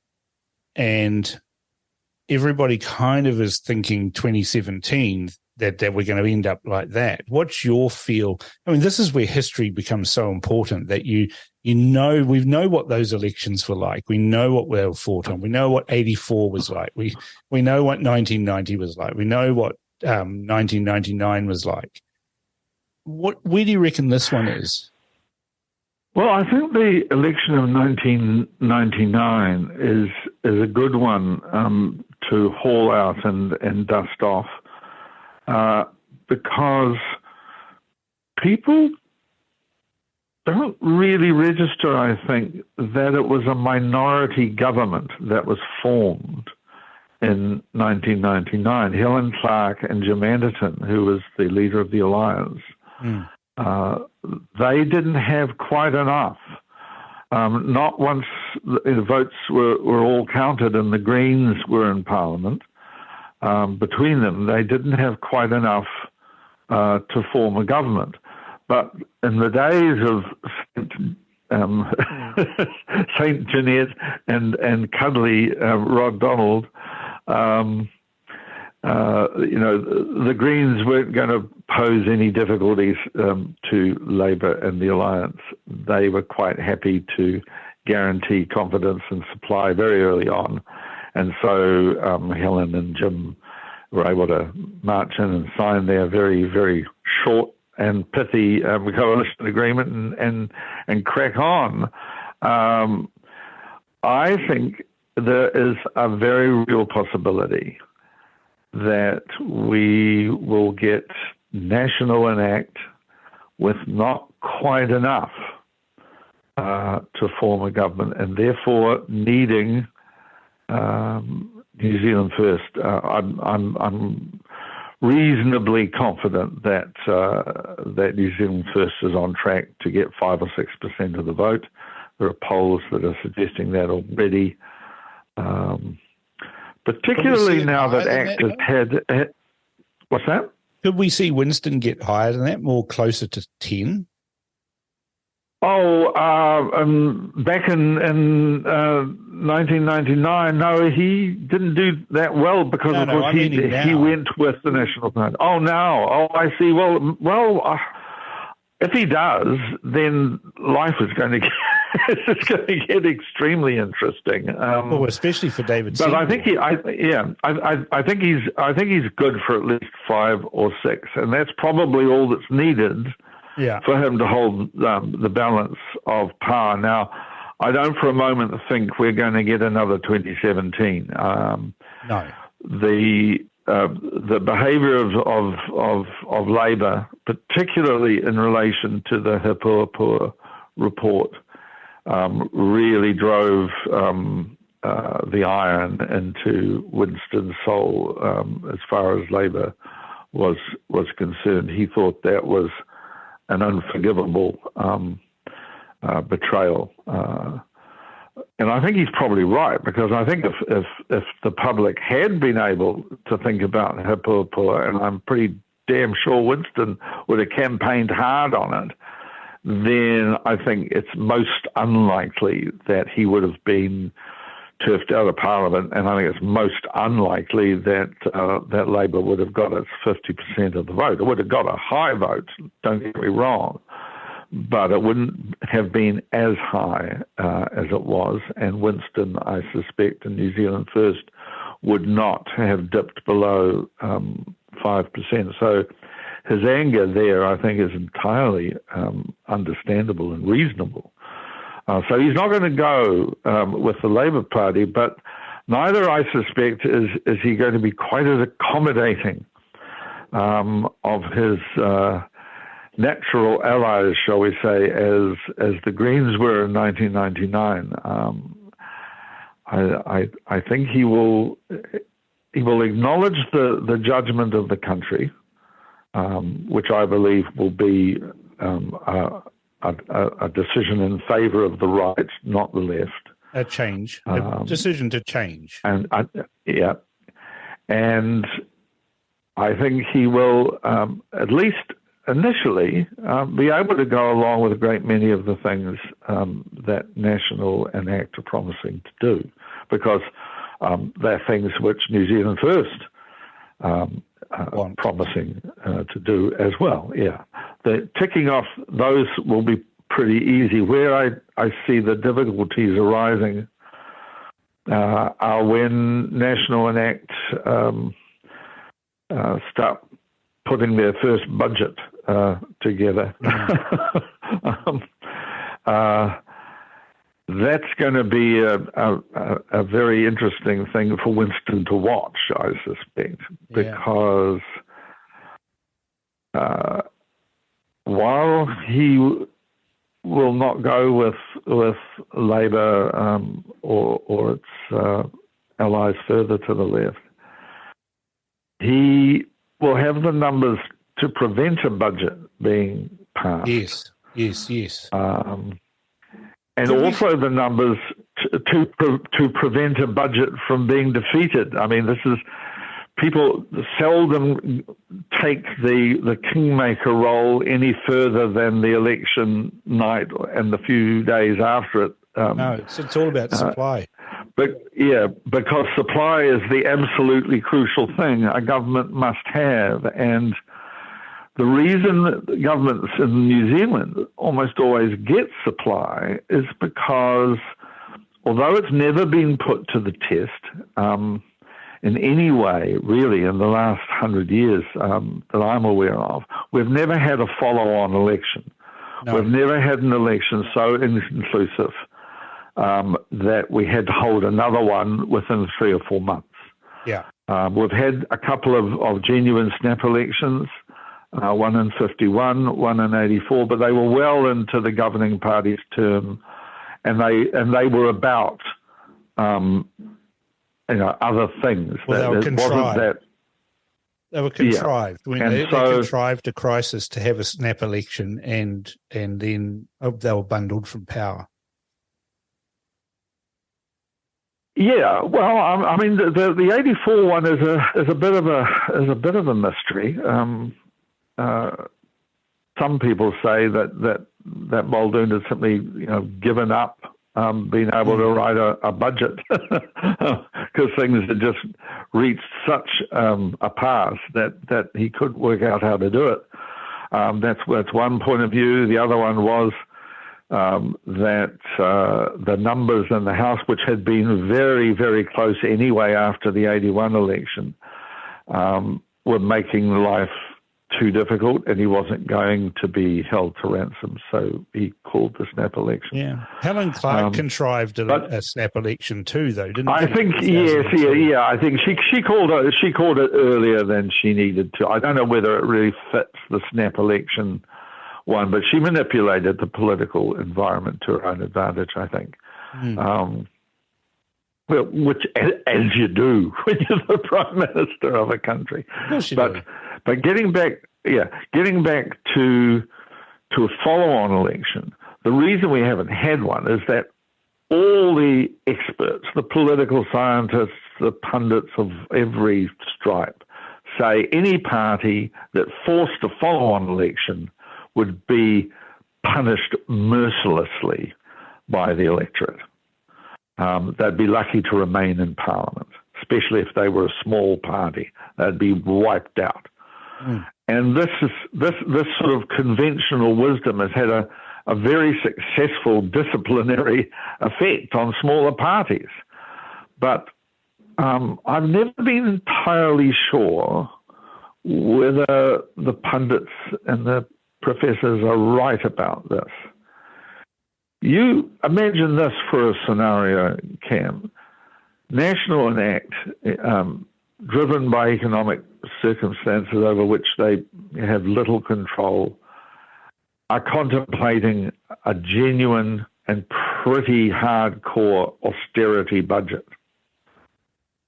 And Winston says, I didn't campaign on these sort of policies, and I don't support them, and I'm not going to vote for a budget which will impose them. And everyone takes a deep breath, and all the journalists start squealing at the same moment, saying, are you going to force the country to an election? And Winston says to them, if the government doesn't step away from these policies, that is the proper course of action. And then his pitch to the country is, well, you've seen what ACT is like as a partner for the National Party. And it hasn't been a very pretty sight. Perhaps it's time to give National a more moderate, a more pragmatic, a more compassionate partner. Ourselves, New Zealand first.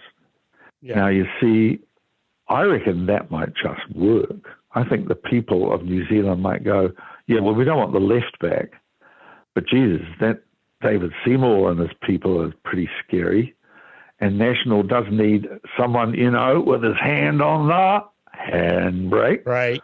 Yep. And they just might buy it. They just might buy it. And that would really change New Zealand politics, because then the magic spell would be broken. Then the smaller parties would go, well, we'll put it to the people, shall we? And see, no one has ever dared to do that for fear of being wiped out, as all the professors and the pundits have warned them. So it's hung like the sword of Damocles over the heads of the smaller parties ever since MMP was introduced. But at some point, someone's going to find out whether that sword of Damocles is made of steel or whether it's made of plastic. Well, that's right, isn't it?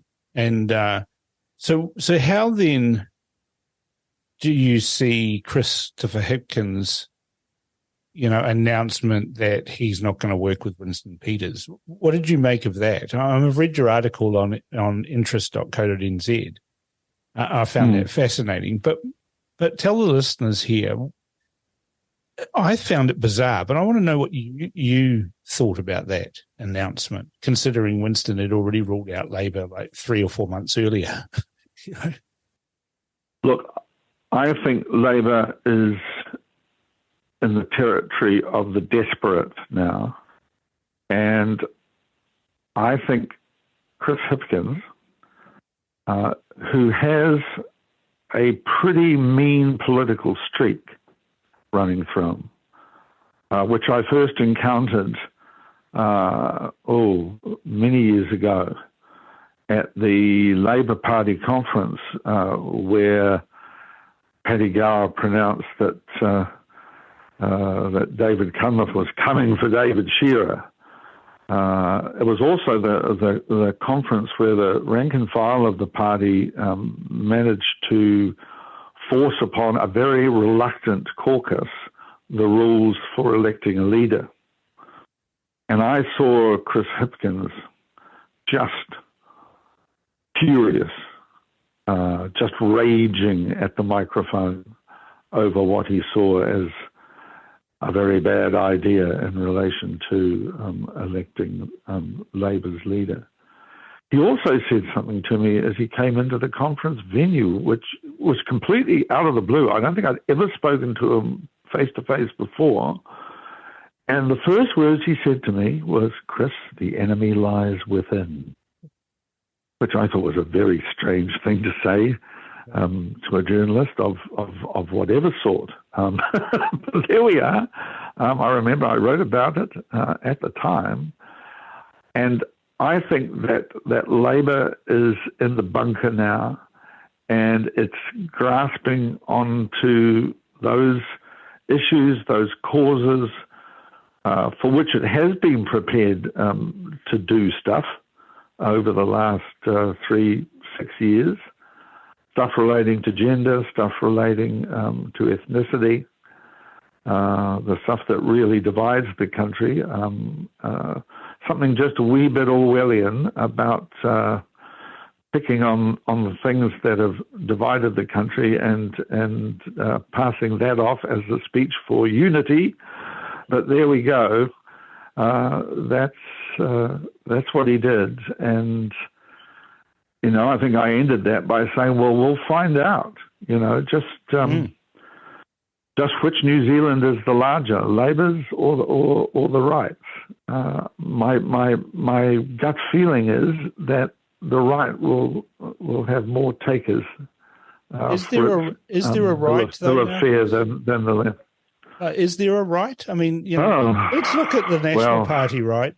The Overton window was shifted considerably by Helen Clark towards the left, and John Key. He moved the National Party to left. That's right. John Key kept it where it was. Yeah, I agree. But Christopher Luxon is entirely woke, as is Chris Bishop and Nicola Willis and Erica Stanford and the other people that are in the New Brains Trust of the National Party. And I'd argue, I would to the left of Helen Clark's Labour Party now. Well, I'm not so sure about Luxon. I think Luxon is just new. He's politically callow fellow and has been led by the nose, it seems to me. I mean, he's simply not been in Parliament long enough to be an effective leader. Being the boss of a big corporation is not the same as being Prime Minister. No, exactly. I mean, the power relationships are all different, and the skills you need are all different. But I certainly agree that Nicola and Chris Bishop and Erica Stanford, I mean, they certainly fit the description of national liberals, shall we say. So that's my cat clock in the background, by the way. I inherited that from my wife. A cat meows on the hour. It's quite disconcerting. But anyway, so, they would be to the left of many people in the Democratic Party in the United States. So perhaps the best thing to say is they're right-wing in New Zealand terms. But you see, from my perspective, I would say that Labour now is very close to National in terms of its economic approach. Both parties, there are strong elements in both parties that that fit the description of woke. And yeah, I think part of the reason there is so much frustration and, dare I say it, rage out there in the electorate is because the two major parties are just so similar and so immovable in terms of people's desire for a change, not just of government, but a change in the way we do things. I mean, you and I are old enough to remember when New Zealand could build the largest earth dam in New Zealand across the Waitaki River in about 5 years on budget. Right? We could do stuff, right? We built thousands of state houses. Well, look at national Manapuri, as well as dams, an engineering marvel. That's right, an astonishing piece of civil engineering. We could do that, right? What has happened to us, Cam, that we can't now seem to do anything? Except argue. Except argue. And if it's a civil engineering project, it takes forever, and the cost keeps going up and up and up and up and up into the blue, or down into the red, more likely. But wow, it's a feeling that, there's a famous song which came out 10, 15 years ago from a guy called McMurtry, I think, James McMurtry in the United States, and it's called simply "We Can't Make It Here Anymore." And it knocks Oliver Anthony's anthem into a cocked hat, although his is very good and very timely, I might say. His Rich Man North of Richmond, a fantastic song. But "Can't Make It Here Anymore" is just an anthem which goes through the same process that I've just alluded to here in New Zealand that has afflicted America. This giant of a country which bestrode the world, which now can't seem to tie its shoelaces. Well, we've spoken for about an hour, and you and I could speak for a lot longer, Chris, but just before we wrap this up, I'd just like to hear your prediction for where you think things are going to land in this election. Okay. I think between them, National and ACT will come very close to a majority if they don't actually cross the line. I mean, I'd say the most likely result is a National ACT win. Yeah. However, it is always a mistake to rule out Winston Peters in New Zealand politics. And so my pick is for a National ACT minority government kept in power by New Zealand First, which will certainly give it confidence if it comes to that on the floor of the House, but maybe less forthcoming in terms of hard and fast promises in relation to supply. Although I think it's always fair to say, in relation to Winston Peters, that his primary goal always is to give the voters of New Zealand a good government, or at least a stable government at the end of any election process. And I think that is what will drive him. So his judgment and his actions will be determined by whether or not he thinks the government that emerges is a good one or likely to be a stable one. But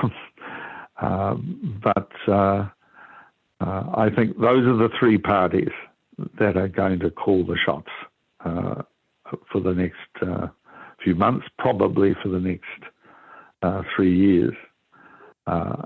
If the left somehow wins, I will be astonished, and frankly, I will be alarmed, because the left of today is not the left I grew up in. Nothing like it. You're without a party. Nothing like it. You're without a party to support, Chris. I'm without the sort of party I would like to support. I mean, gone are the days when I could vote for the Alliance with a smile. Gone are the days when, through slightly clenched teeth, I would give my vote to the Greens just to make sure that the Labour Party had something to its left. But the behaviour of the last 6 years on the part of those two parties just precludes me voting for them this time. Perhaps there will be a cleansing of the Augean stables, if I may get all classical, after this election. I hope so. But no, I think looking around, New Zealand First is where I would land in all probability.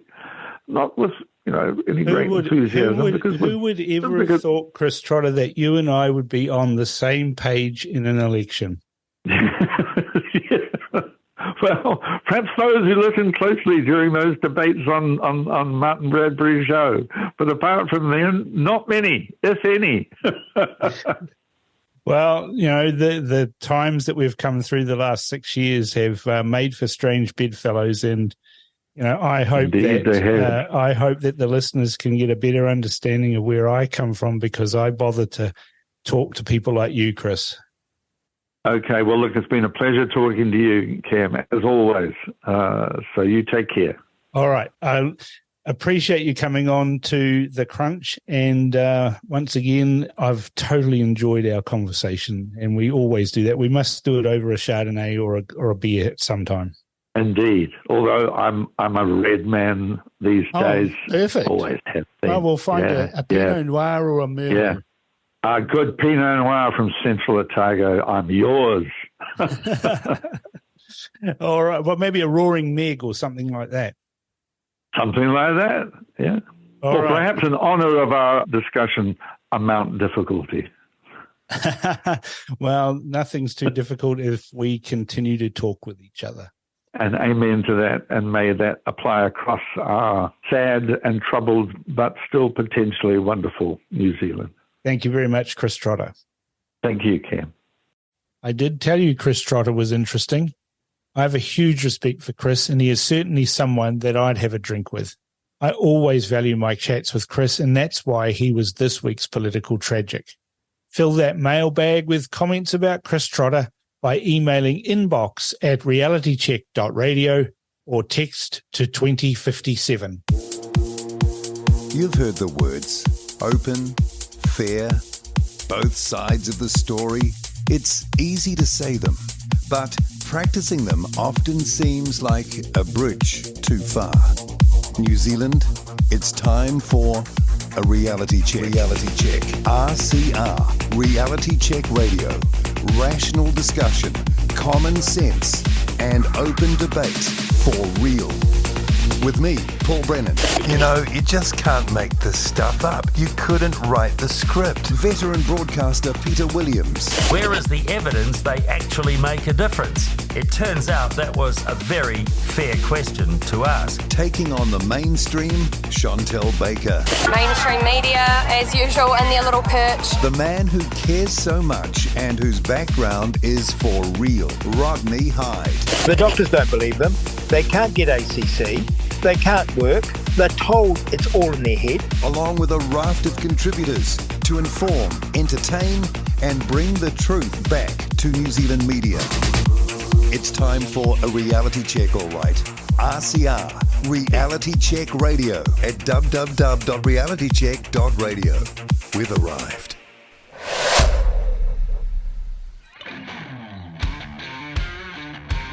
You're listening to The Crunch with Cam Slater, right here on RCR, Reality Check Radio.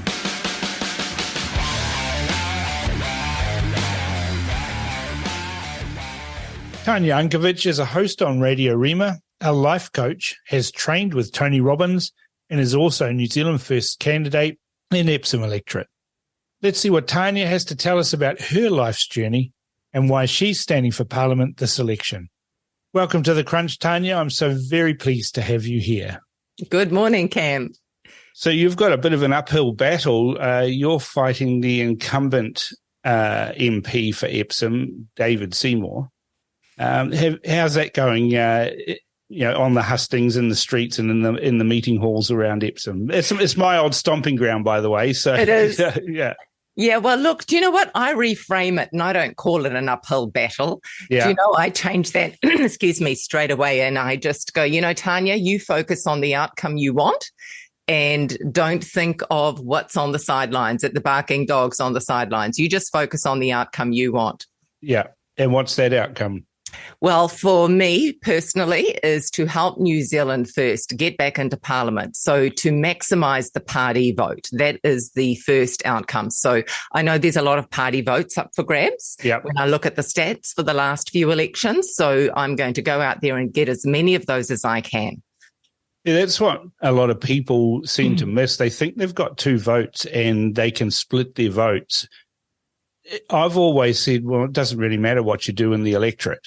Right, you can vote for whoever you want in the electorate.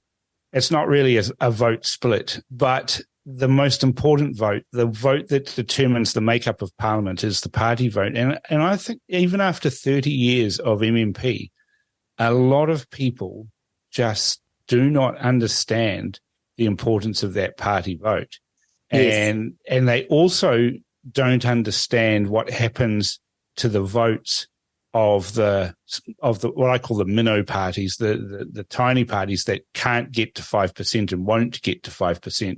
They've got heroic assumptions. And there's very good people involved and their hearts are in the right place. But as Simon Lusk said on this show a few weeks ago, their hearts are in the right place, but their brains aren't. Right. But people forget that there is a reallocation of those votes. Some people assume that if you vote for a very minor party that doesn't meet 5%, that all those votes get thrown in the bin, but they don't. They actually, via a little bit of subterfuge from the Electoral Commission, basically get reallocated, and it's proportional to the ones that got over 5%. So, if New Zealand First gets over 5%, you'll pick up a couple of those, but the vast majority of those wasted votes get split between the Labour Party and the National Party. And I'm not sure a lot of those people want the National Party and Labour Party to pick up those votes. No. And, everything that you've just said is a message that I've actually been spreading in the last few weeks, because so many people don't know that fact. And it's not easily publicised, is it? It's information that you can't easily get. So for some reason, they don't want you to know that, whoever they are. And that's a message I'm telling everyone. Well, you can search the Electoral Commission's website and it doesn't even appear on there. And probably the best website that explains it the best is actually the Spin-Off. And, I have to give them credit. I mean, I don't really like their politics or where they're at and the wokeness, but they've done a very good explainer about this on how MMP works and how it especially works for the minor parties. I'd recommend anybody that's listening to the show to go and search wasted votes, MMP, and the Spin-Off, and you should be able to find their link very easily. Yeah, but also you did it. You did a great clip as well with an interview with Sandra last week, I think it was. There's about 5 minutes in that clip, which is valuable, and you both explain it really well. So that would be worthwhile people going back and listening to that. Well, what's funny is in the mailbag, I've got a mailbag that people send stuff into, electronically, of course. There's all these people have emailed in saying, oh, you're wrong. They get thrown in the bin. Look, hang on. I've been involved in the political process in New Zealand for more than 40 years. Right? This is how I earn my money. I cannot afford to be wrong. And that's not blowing my own trumpet.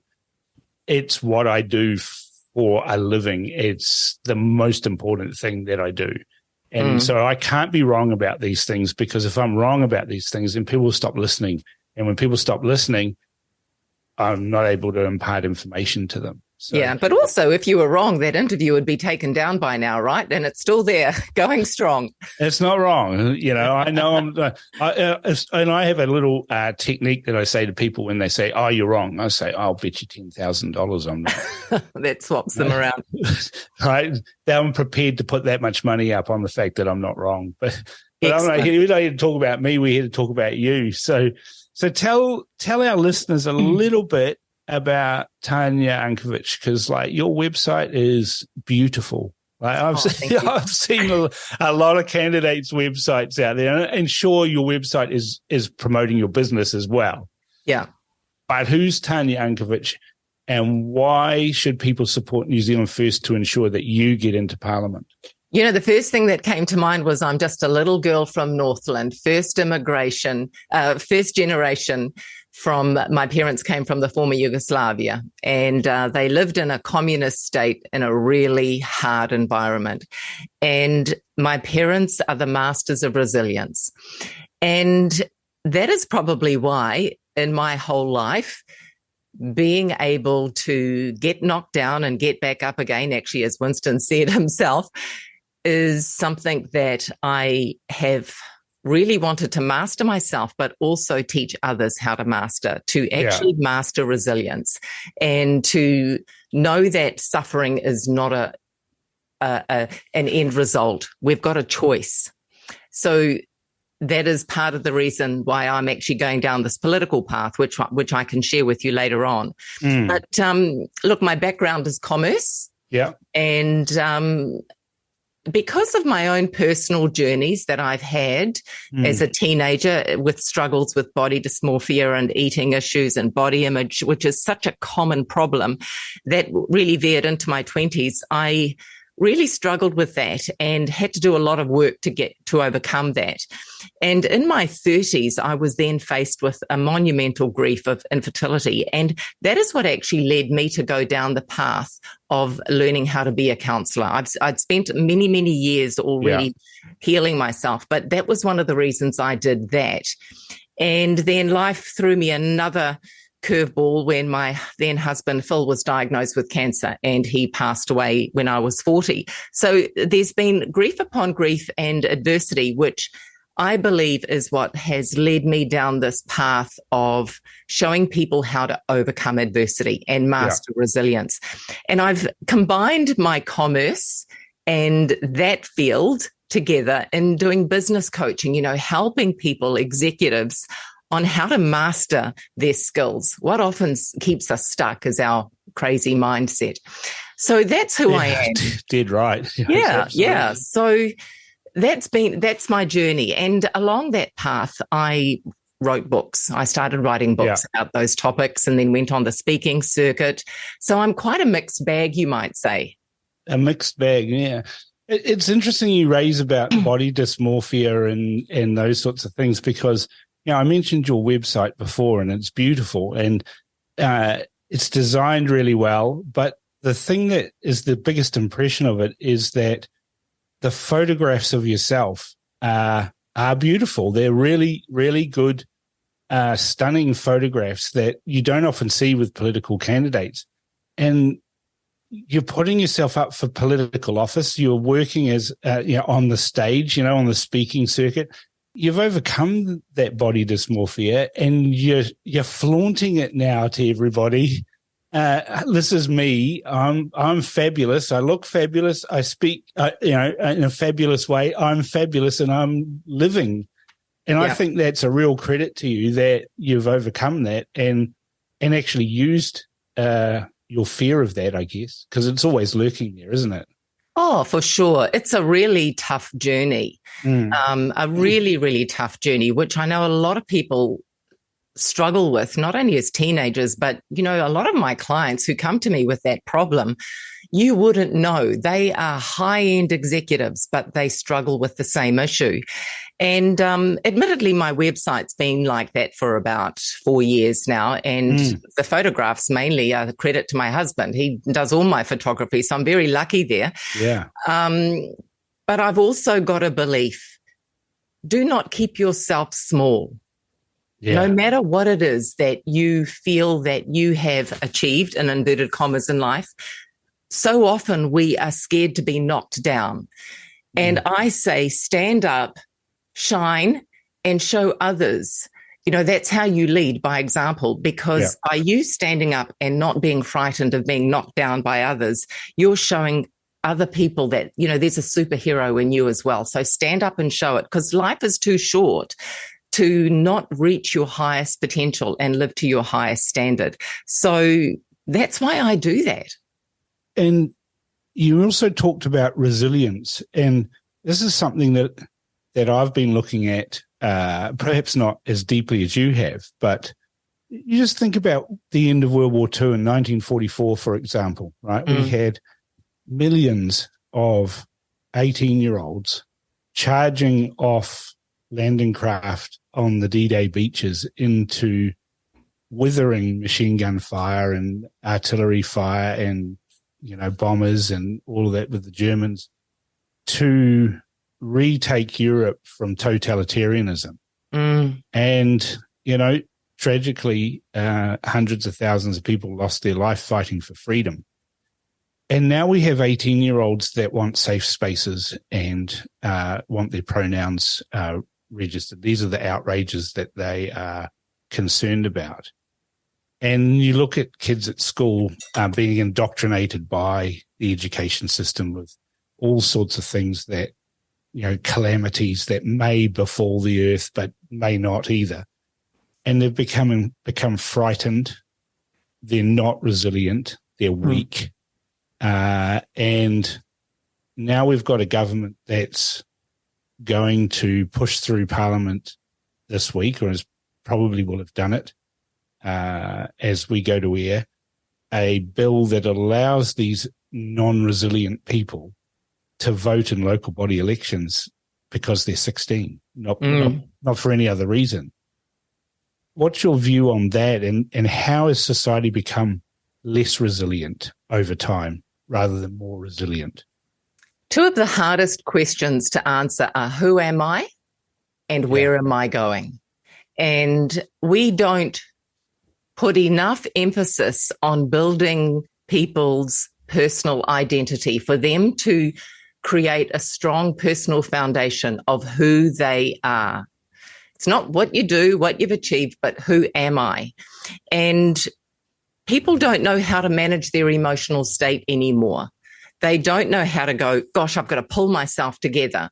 It's so easy to soothe ourselves with food, alcohol, whatever it is that we run from, instead of building that inner certainty. And I find that the most advantageous thing to teach my clients, or to teach everyone, is how to stand up with certainty and to not be frightened.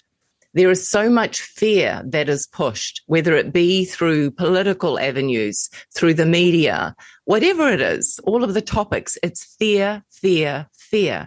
And that is knocking people's belief that no matter what happens to them, they'll crumble. Whereas I say, flip that, no matter what happens, you will still be standing. This is the thing that has annoyed me the most, I guess, over the last 3 years with the pandemic, is that we trained people to expect the government to think for them, to protect them, to do things for them, to pay them. And it's my belief that we have disabled our society in the last 3 years, and proof of that was one night on the news I saw during the Soccer World Cup.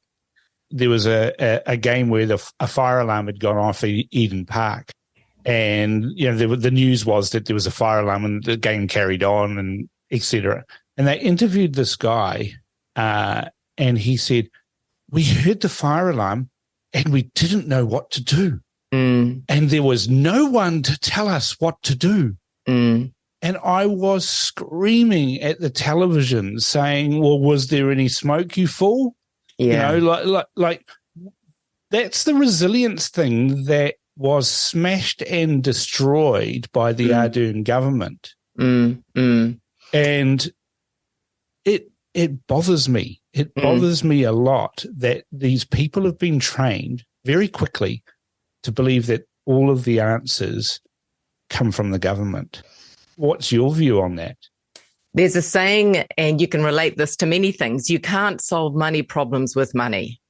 So if you just keep handing out money to someone, they aren't going to learn how to value that money. They aren't going to learn how to respect that money. They aren't going to change their relationship with that money or break any bad patterns. If you keep putting cotton wool around someone, you're never going to enable them to step outside of that cotton wool bubble and learn how to stand on their own 2 feet. So, look, during that 3-year period, if you listen to some of my past interviews in that, I kept talking about stop pushing the fear. Stop pushing the fear. Build resilience within the people, within the community, within the family. Instead of dividing them, bring them together and help them build resilience. And that is what I teach my clients. That is what I always speak on. Because if we don't have that inner certainty and belief that we're not going to survive, then of course you're not going to. My husband and I were actually in the USA in the middle of March 2020. We were there in Anaheim. It was deserted. It was 2 days before Disneyland was going to be closed down. And our attitude was not, let's stay in the room. Let's go to Disneyland. No one else will be there. We didn't have the fear. And that is the one thing that I keep barking on about now, actually, because that is why the mental health of this country is so affected now. People just have lost that ability to believe in themselves. Part of the language that was used, and I blame Jacinda Ardern for this. I mean, she's got a degree in communications, and there was some very deliberate things that she did and said. One word that used to grate with me hugely is they were talked about vulnerable members of society or vulnerable community groups or vulnerable this and vulnerable. I find that language ultimately disabling. If you tell someone that they're vulnerable or disabled, and, I've got my own story around that. I had a neurosurgeon tell me I was going to be a cripple for the rest of my life and never use my right arm again after I had a stroke, and I told him to get stuffed. Good for you. I said, I'm not going to be that guy, and he said, well, I'm an expert and da-da-da. And I said, well, an expert is a drip under pressure. And I just set about doing it. But this is the problem when people are in power, in positions of influence, radio hosts, television hosts, singers, famous people, and they describe people as vulnerable. Don't they then become brainwashed very easily into being vulnerable?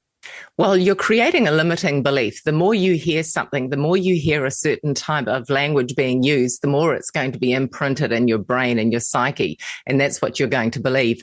One of the best bits of training I've ever had in my life, and the hardest training I've ever had in my life, was when I was training to be a Tony Robbins coach. Tony Robbins from the US with the big teeth. Yep. Well, I was one of his coaches. And the training for that was a period of 3 months. And I kid you not, it was like being in the military. But one of the things that he talks a lot about is what you focus on, you're going to feel. And part of that focus is not only what you're thinking about, but also what comes out of your mouth. So that's why you have to really be mindful of not only what you're speaking out loud, but what you're allowing people to say around you. So I won't even, if someone's really negative around me, I'll quietly slip away because I just don't want that. It's noise. It's external noise. Static. And you've really got to train yourself though. Mind what's coming out of your mouth. And that's why when you said at the beginning, Epsom being an uphill battle, I'm looking at that mountain and seeing myself climb that mountain with pride, So that's what you've got to do. You've got to really change the way you think, what comes out of your mouth and that sort of thing. So because I was aware of that, yes, like yourself, I wasn't happy either. So I turned the TV off at 1 o'clock as well. And I just kept telling myself, no, I'm great. I'm fine. And I just tried to encourage others to do the same as well. Yeah, it's so powerful. Words are so powerful, and they can be used against you. And we saw that, I think, in the last 3 years, where words were used against people. And people would say, "Oh, well, I'm making my own decision about this. I'm not going to do this, or I'm not going to take that, or I'm not." And then words were used against them to destroy them. We've heard disinformation that gets thrown around all the time now. People are accused. Racist is another one. Gets accused of. By and large, the majority of New Zealanders get on with everybody else, and there's a small minority of people that want to accuse everybody of racism simply because of how they look, which is racist in itself. It's disabling language, and we're actually seeing it infect our business leaders as well. Now, you're dealing with business leaders in your line of work, and it's interesting because you talk about resilience, you talk about ownership, about standing up and being tall, but some of us who do stand up and be tall sometimes are made to feel like imposters by our own minds.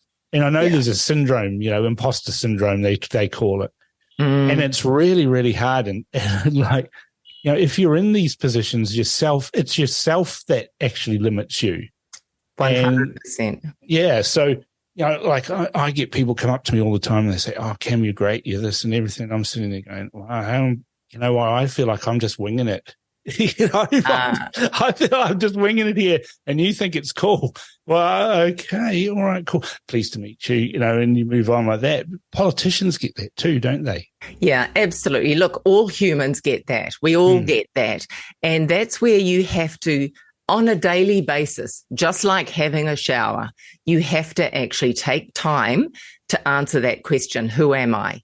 That's right, I'm Cam Slater. I'm actually changing the world. This is how I've already done it, A, B, C, D. And these are the lives I've already changed. So you do have to keep reminding yourself of who you are and the effect that you're having on individuals, on communities and all that sort of stuff. And do it every day. It really is. It's habit forming, isn't it? It's like it's like Jordan Peterson says, get up in the morning, make your bed straight away. Absolutely. And there's certain things that if you do and you do them every day, then they become a habit, and then they become natural. It doesn't take you very long to do it, but it sets your mind up that I'm ready for the day. Yeah. Are you having to do that too with you're doing something different here. You're doing politics. Yes. That's hard. But I know it's hard because I've been involved for 40 years, but are you having to do that every day? You get up and say, "I'm Tanya Ankovic. I'm the best candidate for Epsom. I'm going to go to Parliament and we're going to change the world." 100%. Yeah. And I've been doing that for a very long time. It's you create a strong identity of yourself. So, there might be Tanya Ankovic, who is the politician, and there's Tanya Ankovic, who's the wife. You have to know how to change between each, because you can't take Tanya Ankovic, the politician, on date night. It just won't work. So you need to be able to show up in the state that you need to be, right? So this is all part of the coaching. It's like, well, okay, Tan, who's going to show up today? Are you going to show up as that little insecure girl who used to struggle as a teenager with body image and all that? Or are you going to show up as the strong woman with certainty who's standing up for the people of New Zealand, of Epsom, and is going to make a change? So, it's very much in the mind. You were talking about repetition. Well, that's the mother of skills. That's how we build the bicep. You've got to go to the gym and pump it every single day in order. Arnold used to say that, right? That's how he got his 22-inch bicep. It wasn't by sitting around. So you have to be disciplined. And that's a discipline that I've got from decades of doing this, of going from feeling not good enough to actually feeling, I am good enough. So what made you decide, after doing all of this, helping other people, counseling, public speaking, all of these things, right? It's an amazing spread of skills that you are good at. What made you say in 2023, I want to be an MP, I want to go to Parliament? What's the what's your trigger for that? Yeah. You know? Well, look, I've always known that part of my path was to somehow help mankind. And I knew that by writing the books after Phil died, and then these next 2 books that I've written is one way that I'm contributing. And about 5 or 6 years ago, when my husband and I moved up to Lang's Beach for a little while, I thought maybe I can get involved in a bit of local politics there just to do something different. But life changed. Mum and Dad both got very unwell. Then COVID happened and all that.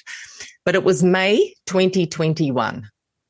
And there was a trigger one night. I was talking politics at a party, and it uplifted me. It energized me. And I was feeling very concerned about our country. I'd always voted one way all of my life without thinking about it. I'd go to the polls, tick the same thing without thinking about it. But I was very uneasy and decided I need to make a shift. So it was that night at a party.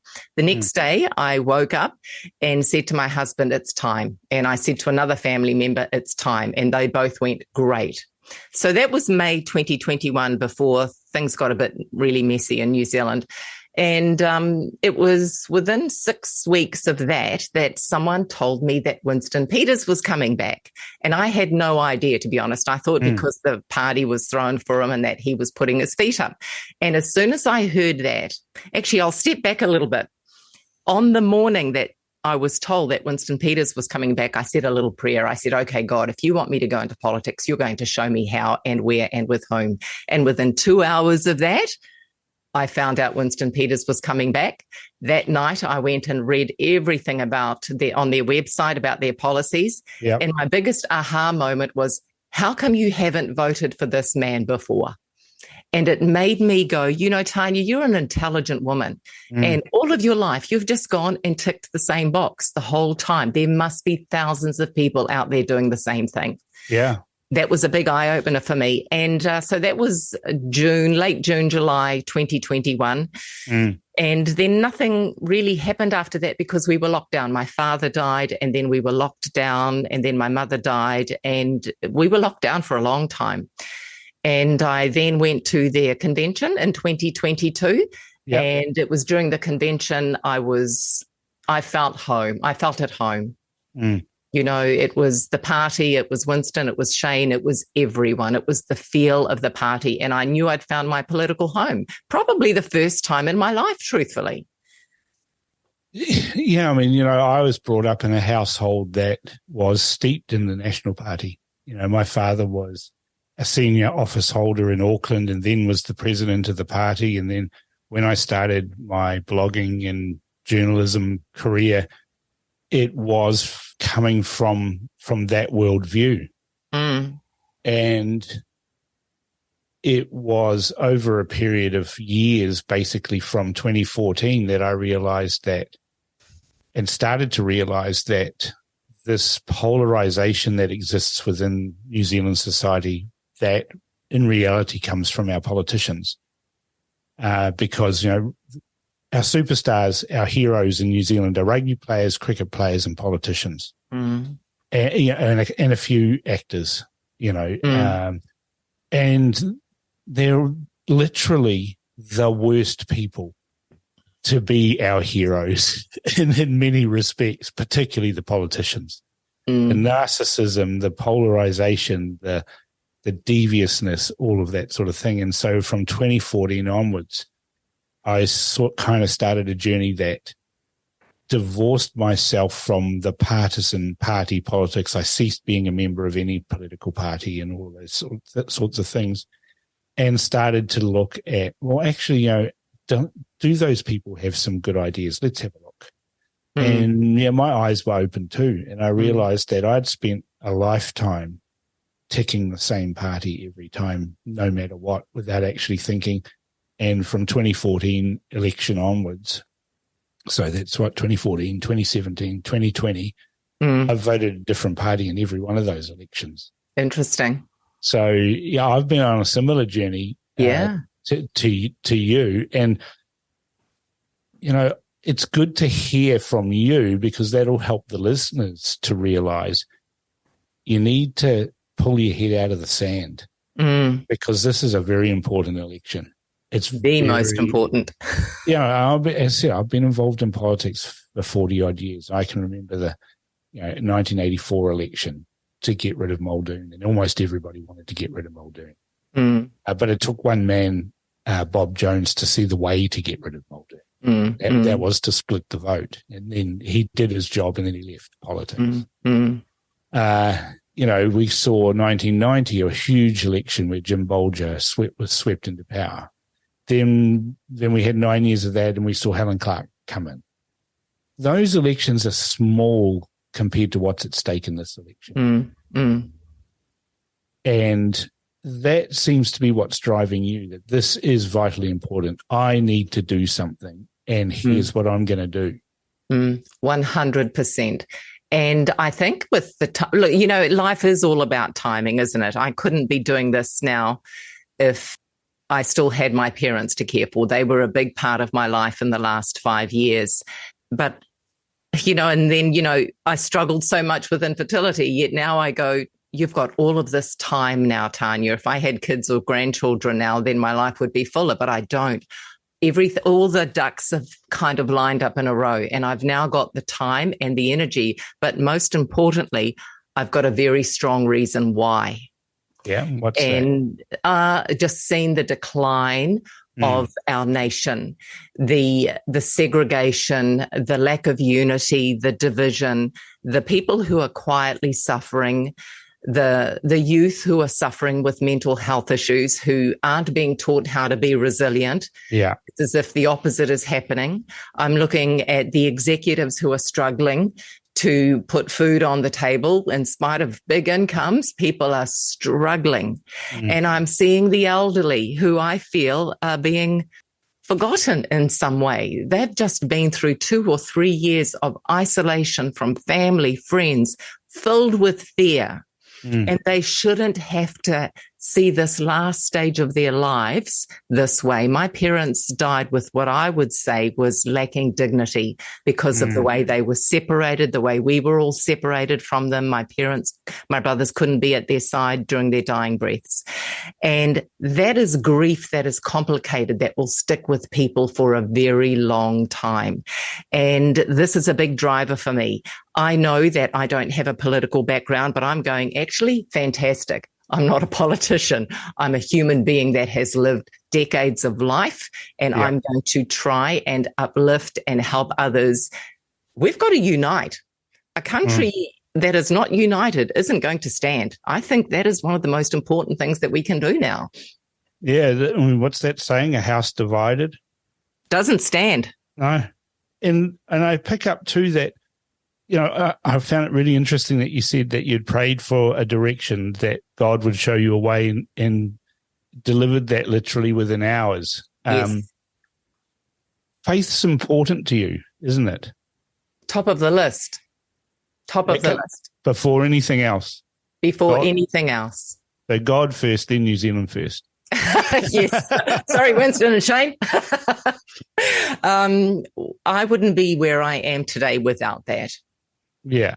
Truthfully, the ability to surrender, to accept, hey, this is a cross you've got to bear, Tanya. Don't choose to suffer. Choose to turn it around and somehow show mankind that you can overcome anything that you are handed. And those are amazing words that you're using there, that on one hand, first of all, you're using choose, right? Yes. And that comes from God giving us free will. He said, you can choose. You can follow this plan of salvation or not. It matters not to me. I'd really like you to follow the plan of salvation, but if you don't, well, that's okay. Because I give you free will. And then the next thing is the word that you use was surrender, but not in a negative way, in a military way. It's more in a philosophical way. Yeah. And I don't think a lot of people who say that they're Christian or have faith understand that surrender part. And like for me, that was exactly that. I reached a moment not too long ago, actually, where I said, this is too hard. I can't do this. This is up to you, God. And the relief that comes from that act of surrender, that choice to say, I'm going to give this problem to you, was incredible. Like, I've never experienced anything like it. And I think a lot of people don't do that. They don't understand sometimes something's bigger than them and they can't do it, so they need help. Yeah. They, unfortunately, a lot of people see surrender as a sign of weakness. But until you really experience surrender, where you're going, I'm going to let go of trying to control this. Yeah. And just let life, or God, if you have a faith, if not, then just let life flow. And for alpha people, like, and politicians are alpha people, right?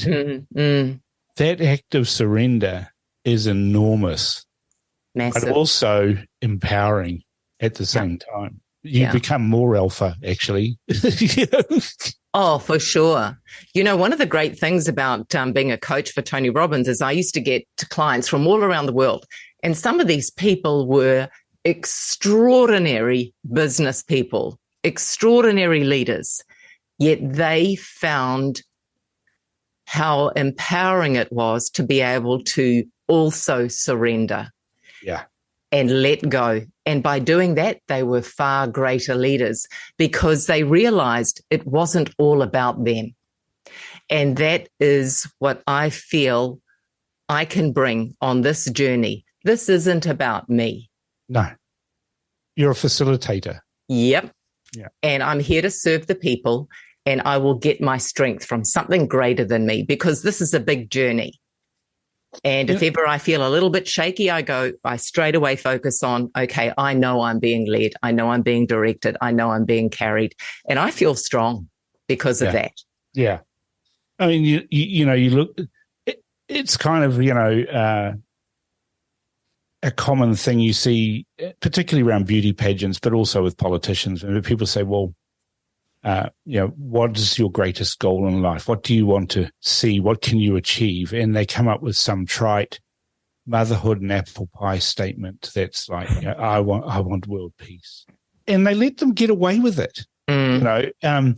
It's a nothing statement. I'm not hearing nothing statements from you. I'm hearing big, bold statements from you, brave statements, saying, look at me, I'm going to help you go on a journey similar to what mine is, and you can be fabulous too. Yeah, for sure. A big part of this is to show people that what they think is impossible is possible. That's what I love about politics. I always describe politics as a game, and it really upsets people who are professional politicians and stuff like that. But it is a game, and it's a fabulous game because there's no rules. You can make them up as you go along. And the media tries to make rules up and things like that. But the reality is it might be a game, but it's also an amazing thing that can deliver huge possibilities of big things. And New Zealand has been in the forefront of many fantastic things and developments. We had scientists involved in splitting of the atom. We had, the Hamilton jet invented. We've got Fisher and Paykel. Where a lot of these things came about through necessity, right? We were remote. We were at another end of the world from everywhere else. We had long supply lines. We had to make do. And as New Zealand's become wealthier and has become better off, and we use that term loosely given the state of the economy and all that now, we've become less resilient. We've become disabled, where we used to have tough men that would take on the world. New Zealand soldiers were respected in World War I and World War II for being the fiercest fighters. I'm sure you can talk about the Gurkhas and things like that, but New Zealanders were recognised as can-do people.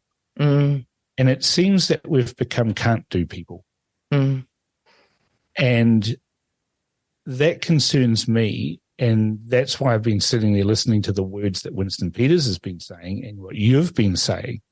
And it seems to me that you want to bring back that can-do attitude, that we're the champions of the world for real things, not for pathetic virtue signaling things like we've got more wind turbines than anybody else or something like that, you know. Yeah, it is very much. And I suppose this is also me coming from a place of not being a political background, but from a very different background. And, you know, a first generation New Zealander saying, I made a decision. And I made a decision back in May 2021. And in spite of all of the things that have happened since then, I'm still going forward because I decided back then. Once you decide something, then you're halfway there. Some people don't even have the strength to make a decision anymore. They don't trust themselves to make a decision with certainty. I made that decision and I'm going to go forward with my outcome that I said before, as many party votes for New Zealand First to get them back into Parliament. That is what I'm focused on. So once you've decided and you've got that strong reason why pushing you, then you will go forward. And that is something I want to lead by example by doing that, showing other people this can be done. You know, there's a lot of women out there in particular who they're looking for someone to inspire them. They're looking for someone to make them get off the couch, get back up again and say, actually, I can do this. So, okay, if that little girl from Dargaville can do this, who had so many struggles in life, then maybe I can too. Yeah, I mean, we see this in society a lot where people are disabled by their life choices and they don't realize that they can choose a different path. They can choose a different outcome. They can choose to react differently from the way they have. Yeah. Make another decision. Yeah. And someone says, well, I've made my decision about something. You know, it's the right thing to do. I'm doing this. And my response to that is, well, make another decision. Just because decisions can be unmade as well. And all too often there's a lot of people that actually don't want to make decisions and they want other people to make decisions for them, whether it's their husband or their wife or a city councillor, a mayor, a politician. They've conditioned themselves to be lazy about decision making. Well, shame is a big driver. Oh, it's huge. You know, so what if I make the wrong decision? I'm going to make a fool of myself and be a failure. So shame is stopping them from making the wrong decision. Shame also stops us from admitting, gosh, I have made the wrong decision. Best I make another one to straighten this up. But instead we sit in this bucket of shame and stay on the wrong path, even though we know it's the wrong path or the wrong relationship, whatever it is, because I'm too ashamed to admit that I did wrong. I've made some terrible decisions in my life, but, you know, I probably shouldn't even use the word terrible. They weren't the right They were decisions. They were decisions. And they were decisions, full stop. That was dumb. Do something else. You know, so don't let shame stop you. And unfortunately, we've got a lot of shame happening around, whether it be through gaslighting, whatever it is. And you know, someone asked me, you know, what's the worst thing for you about going into politics? I said, well, look, I won't deny there was a part of me that wasn't looking forward to all the trolling and the online worries and all that. But I know that hurt people hurt people. And if I can respond in a different way with compassion and mercy, then surely that is going to be better than fighting back. I'm not a fighter. I'll stick up for myself, but I'm not one to get into a scrap like that, you know, but just to know that people are hurting and that's how some people respond. Yeah. And you know, I've learned that myself. I was known for being a fighter, you know, get in the face of somebody, give them a hiding, try and get out of it, you know. When I say give them a hiding, I mean politically or metaphorically, right? But it's not me. It's just what I did. I made decisions. And, you know, you can look back and say some of those were poor decisions or, you know, like, I mean, I've done some crazy things like, you know, I made a bomb once and set it off with a rifle and I was a little bit too close to it. And that decision came rushing at me at the speed of an explosion. And I was thinking, really, like in a nanosecond, Cam, that was a close run thing there. That was close. Yeah. But it was, yeah, it was my stroke that slowed me down physically, but it also slowed me down to stop and pause and think, okay, it's time for changes to be made here because this path is destructive And that really was a close run thing. The doctors were saying, you nearly died. And for the first time in my life, I actually listened. I finally realized that I don't know better than some other people. And then you make those changes, and then it sets you on another journey. And that came from making a new set of decisions. Yeah. And that's what New Zealand needs to do. I feel that we have had a shock. The economy's on its knees. We haven't done anything really for 6 years to progress New Zealand. In fact, it's regressed with division, separatism, and all of the nasty stuff that has gone on, and it's continuing to go on. And we are in a position where actually the country is having a stroke. That's what I feel anyway, that we're having a stroke, and we need to make better decisions. And to also let people know that there is another way. There is another way. When you get into that pattern of thinking or believing and you go, this is the only path forward, there's no other journey for me. And so people give up, you become apathetic, and you just let go and go, letting other people make decisions for you. Yeah. And we see this. We see this when people say, and I'm lucky, I've got a website where people can comment on it, and I can pick up what people are saying easily because I don't have to go very far. I just have to look at my comment section. And people say the only way that we can get rid of this government is to party vote national or party vote act or one of those two. It's the only way. And I say to them, it's not the only way. There are other alternatives. That's not my way or the highway. That's not the only way. And I'm challenging people to look at alternatives. But I'm qualifying that. I'm saying you can vote however you want, but to make that vote count, you have to vote for a party that is going to make the 5% threshold or is going to win an electorate seat. Because if you vote for these other ones, then you have no say. You really don't. You need to have a say, and you need to make that count. But it isn't just national. It isn't just ACT, or it isn't just that. And I think New Zealand society is poorer for the fact that we keep lurching from the red team to the blue team. Red team, blue team. They're the same. They're different sides of the same coin. And we have to take responsibility. We have to actually learn how to take responsibility and educate ourselves, which is what I did. And my eyes got flung open in 2021. Wide and I open. educated myself. Yes, I went out there and educated myself. And if you don't have the time to do it, then find someone who can, or listen to this sort of podcast and things like that to actually open your eyes. And once upon a time, I may have also thought there were only two ways, red or blue, but I have educated myself, and I'm proudly flying the flag for New Zealand First and showing people actually there is another way.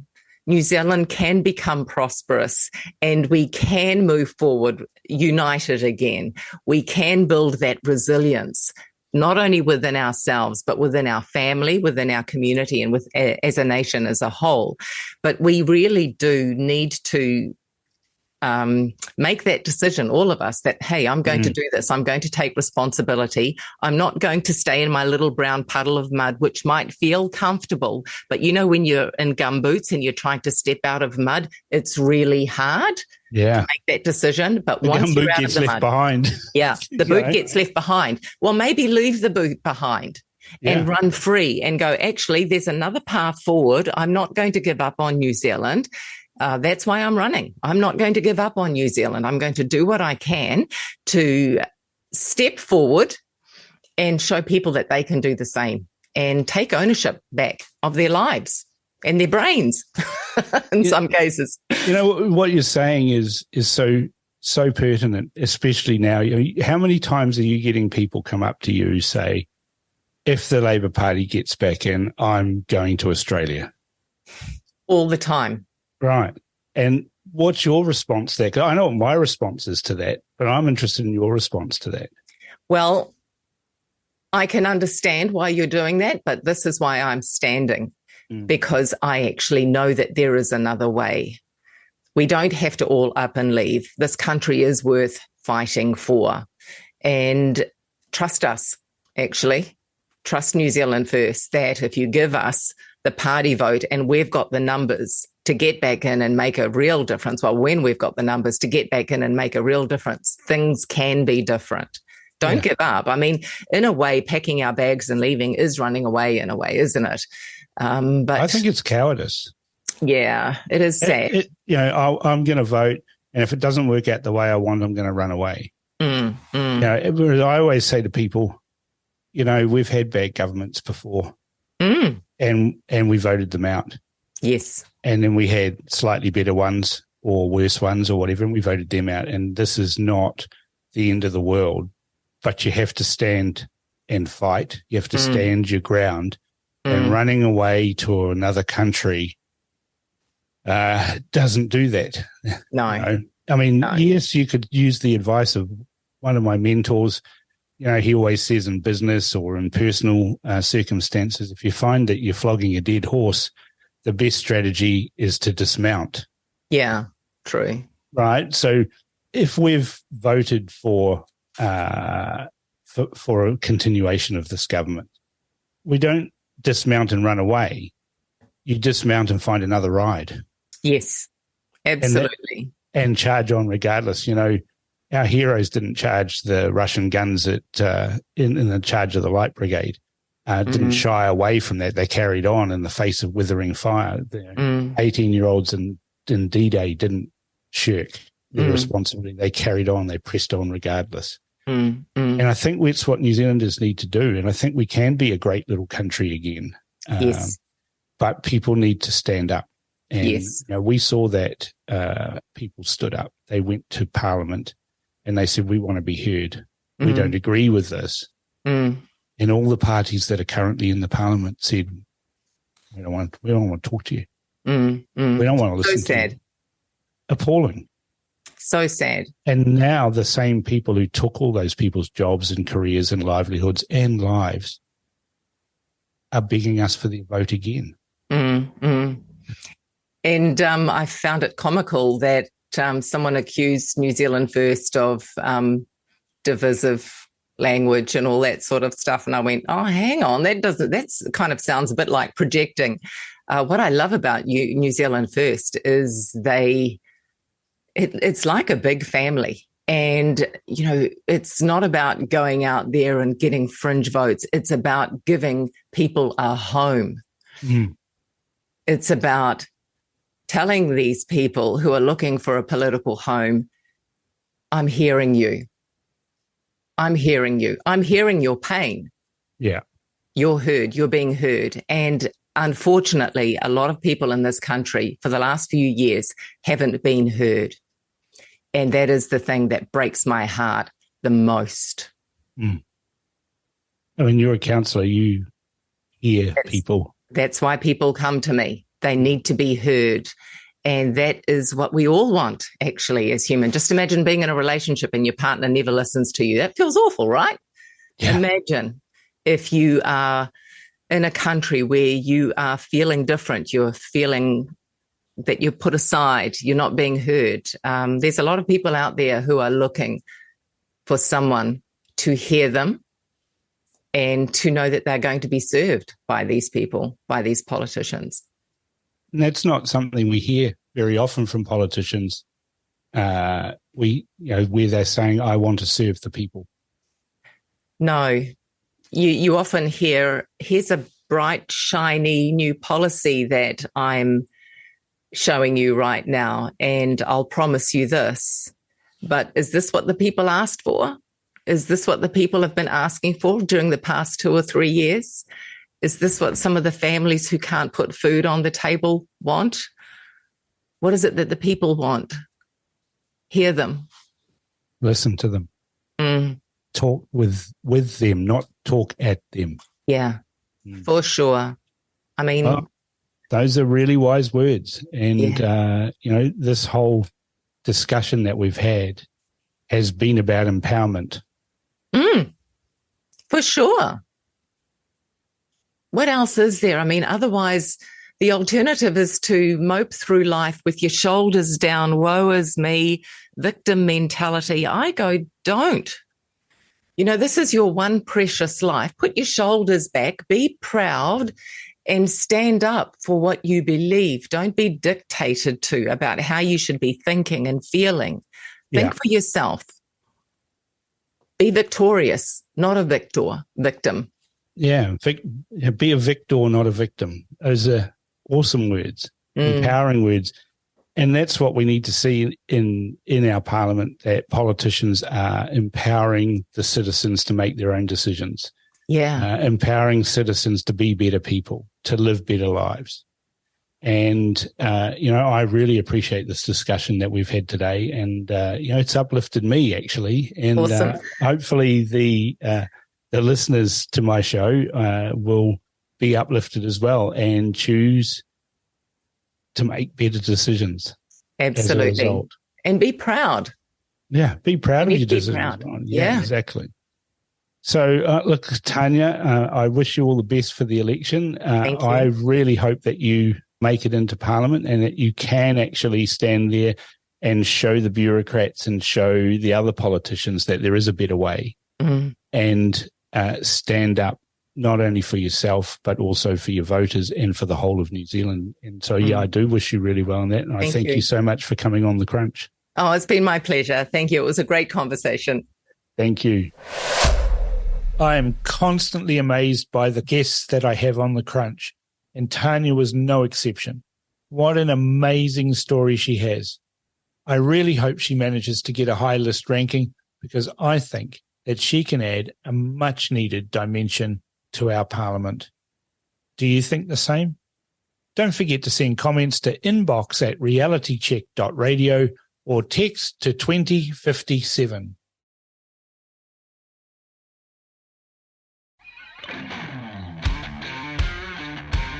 You're listening to The Crunch with Cam Slater, right here on RCR, Reality Check Radio.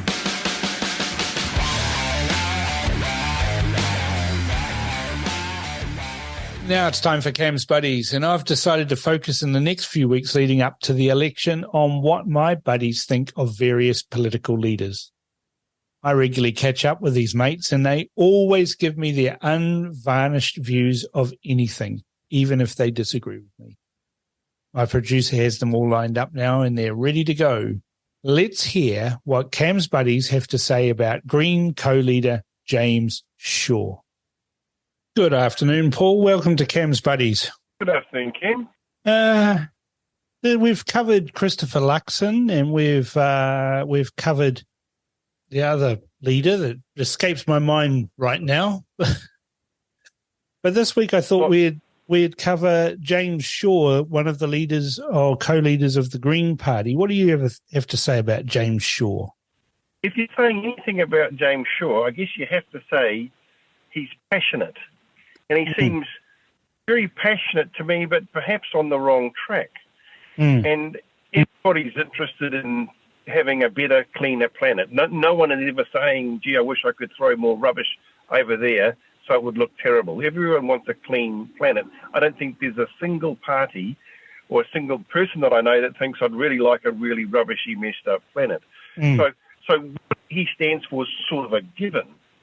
But then you look at him and he's saying, I really want to stifle New Zealand's major export industry so that we can save the world in the future for the kids.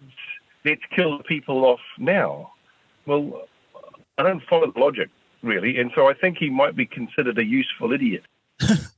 You know, the war on farming that he's undertaking, the sales job that he's using for that is that the world wants products that have got a green stamp on them. What's your experience in business with what the world wants in terms of products? Well, my understanding is everybody loves and they talk about, I'd only ever buy free-range eggs until they're in the supermarket, and the free-range eggs are twice the price. and then they all buy the battery eggs if we had them still. And so when you look at what people say and you compare it to what they do, everyone wants to be a green social justice warrior until the price point hits, and then they'll go for the least expensive option with the most product. And I've found that in every industry I've ever been in. The Greens seem to try and defy the laws of economics at every point. I mean, one of their proposals this election is to tax wealthy people. Now, that's you and probably me, that they want to tax. What do wealthy people do when extra taxes are levied against them? Well, one of the things that happened when Helen Clark brought in the tax rate going from 33%, 38 or 39% for your personal income tax, at 33%, I was very happy to pay my share. And in my best year, I paid $350,000 in personal income tax in the year. And then when they brought in the idea of let's make the tax rate 38%, I just suddenly thought that's not fair. I didn't feel. So then I decided to spend money, and it cost me nearly $100,000 to structure my affairs so that I didn't pay any tax at all, perfectly legally. And so what I've found people do is when they think that something's unreasonable for the rich will work out a way, and I'm not saying I'm rich, but I'm doing okay. They work out a way so that it won't apply to them, whereas if they had it in a more easy structure whereby people were thinking, yeah, that's reasonable, that's fair, and do it, and coming up with an idea that will give free dentistry to everybody, and the way we'll pay for it is taxing the rich. That's not free dentistry, that's wealth transfer. So what we'll do is we'll take money off rich people and pay for bad choices of poor people. Now, not every poor person has made bad choices, but if you can't afford your dentistry, then perhaps you shouldn't have had the number of children that require it. Well, and on top of that, it's enriching the dentists without actually fixing the problem that occurs in dentistry where it's a closed shop. Well, absolutely. I mean, if you would let in a number of immigrants with dentistry or doctoring skills and not have to make them pass so many hoops so that they end up being bus drivers or Uber drivers, then and they could practice their profession, then that would be a much more interesting thing for them to look at. Also, when I'm thinking of James Shaw, he worked out that the methane that cows let out, that gas, is we misdiagnosed how much effect it had by 400%. And when farmers have gone and talked to them about that and saying, well, you've actually misdiagnosed that, or you've misunderstood that, or whatever, and the world example would be happy with us paying a quarter of the price for it, it's fallen on deaf ears because, like most ministers, if we can tax things out of existence, that would be really good. And I see in some of the countries they're looking at trying to reduce the number of cattle, or which is one of New Zealand's primary industry. Well, it is New Zealand's primary industry, but one of the primary income earners. And we're saying, let's see if we can make less of that so that we'll feed less people, and then we won't make so much gas on something that if we could achieve everything that they require of us, we won't make a degree of difference in the whole world, as in a degree temperature-wise. Yeah, so it's a forlorn hope, really, and it's a lost cause. So James Shaw and the Green Party is not for you. Emotive words like, yes, not for me, but if we can use emotive words like boiling and things like that, I mean, when did you last see anything boil other than Rotorua or the thermal pools? I mean, maybe the jug at home, or maybe a pot. Well, that's what I was worrying about. When they came up with global boiling, I was thinking, well, that's going to be good. We don't need to worry about sea level rise then. It's going to boil off. Exactly. And if you add to that all the cell phones that we've all now got are probably generating as much heat as all the jumbo jets in aviation fuel, Are they saying let's ban the cell phone? They might be. Who knows what stupid thing they're going to do next? They'll probably say that only people with the appropriate social credit score can use cell phones in aeroplanes and things like that. That's the sort of crazy stuff that they subscribe to. Thanks for your opinion on that, Paul. I've got another caller lined up, so I better go and take that one. Thank you so much. Yeah, have a good day. Bye for now. Bye. Welcome to Cam's Buddies, Marcus. Hey, mate. How you doing? Yeah, keeping out of trouble. What about yourself? Yeah, same, mate. We're not getting caught, one of the two. Now, you're a bogan hippie that lives on a boat out west. Surely you're a big supporter of James Shaw and the Green Party. What do you think about James Shaw? Well, I'm on the boat, mate. No, normally I support the Blue Party because, this ocean and all that sort of thing, but National, unfortunately, this year has let me down. But, yeah, Green Party, well, they're anything but their name, aren't they? Mm. Well, what do you think of James Shaw as a leader? Well, I mean, it's hard to separate a party's policies from the leader, in my opinion. But as a person, I think he's probably the best that the Greens have got, although they don't think that because they tried to kick him out, didn't they? Or was it last year? Yeah, but he's not radical enough. Reapply. Exactly what I was about to say, mate. I think he's probably too focused on the climate, being the climate minister and all that sort of thing, and not focused enough on social engineering. Mm. So a good portion of the party probably don't like him that much. But climate change, man, I wish this global warming would happen. It was bloody cold last night. It would be quite nice if he could do his job better and get some climate change and get some warming happening. Well, that's the thing, isn't it? I mean, the cold kills more people than the heat does. And, what does everybody do in the winter when it's cold in New Zealand? Well, we go to tropical countries to get warmer. I'm kind of a big fan of global warming because I think everybody should have the right to grow mangoes and pineapples in their back garden, even those people who live in Invercargill. We should legislate it, shouldn't we? Well, I think so. Maybe we should just, we've got these massive piles of tyres that are banked up somewhere that nobody can do anything. Maybe we should just have a big bonfire of these tyres and try and get the average temperature in New Zealand up. That'll raise the temperature with the fire burning for years. They're doing that somewhere in the world, aren't they? Some desert burning tyres. Yeah, I think so. Something like that. Yeah, that's a good idea, mate. The Green Party and James Shaw, they don't do anything for you then? Is that what you're saying? No, not really. I mean, I think James Shaw as a person is probably quite an intelligent character, and like I said, he's the best he got. But essentially, he's drumming a narrative that's a lie. As far as did you see the GOP debates where that was it Vivek? Vivek Ramaswamy. Yeah. Yeah, he stood up there and said to everyone, "The climate change is a load of bollocks." It's great. Yeah, I wish we need some of those politicians over here. That'd be fantastic. Yeah, no, but I think James Shaw's just a little bit of a I don't know. He's a bit of a wuss, isn't he?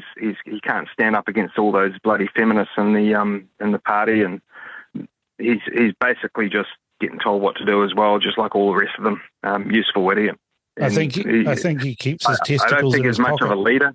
Yeah, I don't think he does much leading. But I mean, I wouldn't know. But he doesn't appear to be very much of a leader. I mean, they've got two leaders in the Greens because they need two people apparently because diversity and all. I'm waiting for the transgender to be three leaders.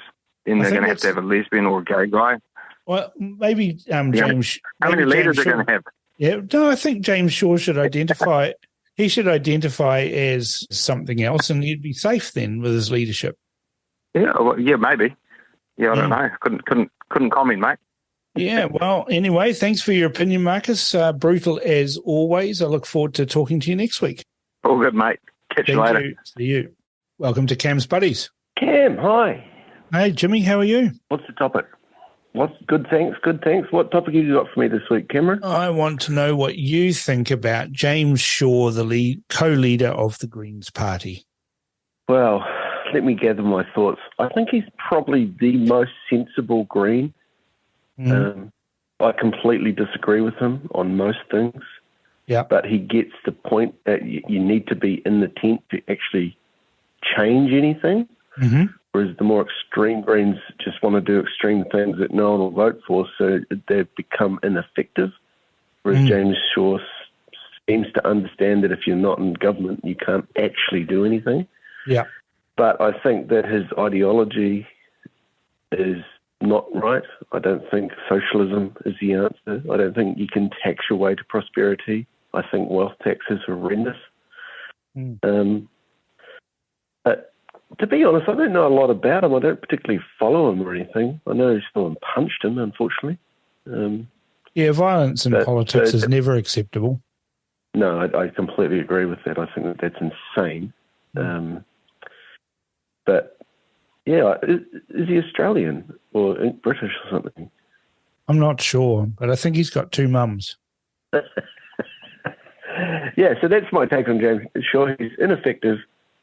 He seems like a nice chap, but I've always been able to have a convivial chat with him and thought he was a nice bloke, but I've always thought he'd be highly ineffectual because he's trying to be nice to everybody. Yeah, and it comes across, because I know a lot of parliamentarians that I have talked to have said he is a nice guy, but his caucus doesn't like him, and because he's not extreme enough. But he's in such a quandary that if he is more extreme, he won't be in the tent. So, middle politics seems to be the only way. But I wish we had a real Green Party, Cam. That's what I really wish for. One we're actually stuck up for the environment. Yeah, like you and I are both hunters, right? We enjoy the bush. Everybody uses the beach and rivers in New Zealand and lakes, and we all want the same thing, don't we? We all want clean rivers and clean beaches and clean forests, and we look after the ecology wherever we can. But they seem to want to destroy industry in order to protect the environment when we're already protecting the environment. It's bizarre. I mean, I should be a Green Party voter. I should be. But I just can't countenance the socialism. It's actually communism. It's not the greenness I don't like. It's the basic communism that I detest. Yeah. The rich already pay all the time. Well, exactly. He's going to want to bring in a wealth tax. And I said to one of my other buddies, Paul, what happens when wealthy people get another tax that they don't think is fair levied on them? He says, well, we just structure our affairs so we don't pay any tax. And it's all perfectly legal. Result of tax overall. And France tried it and it didn't work, and they're currently undoing it, Yeah. But socialists will never be happy no matter how much tax they get paid. The current government has received more tax than any other government in New Zealand history. And they still don't have enough money, apparently, to implement their policies. Yeah, they spent all of that and then some, borrowed even more, and now they're talking about how we're going to have some more taxes that we need to pay for everything. It's nuts. And then James Shaw stands up and says that we need more taxes to pay for everything after spending more than any government in any history of government. It's frankly mind-blowing, actually, how ineffective it is, the whole thing.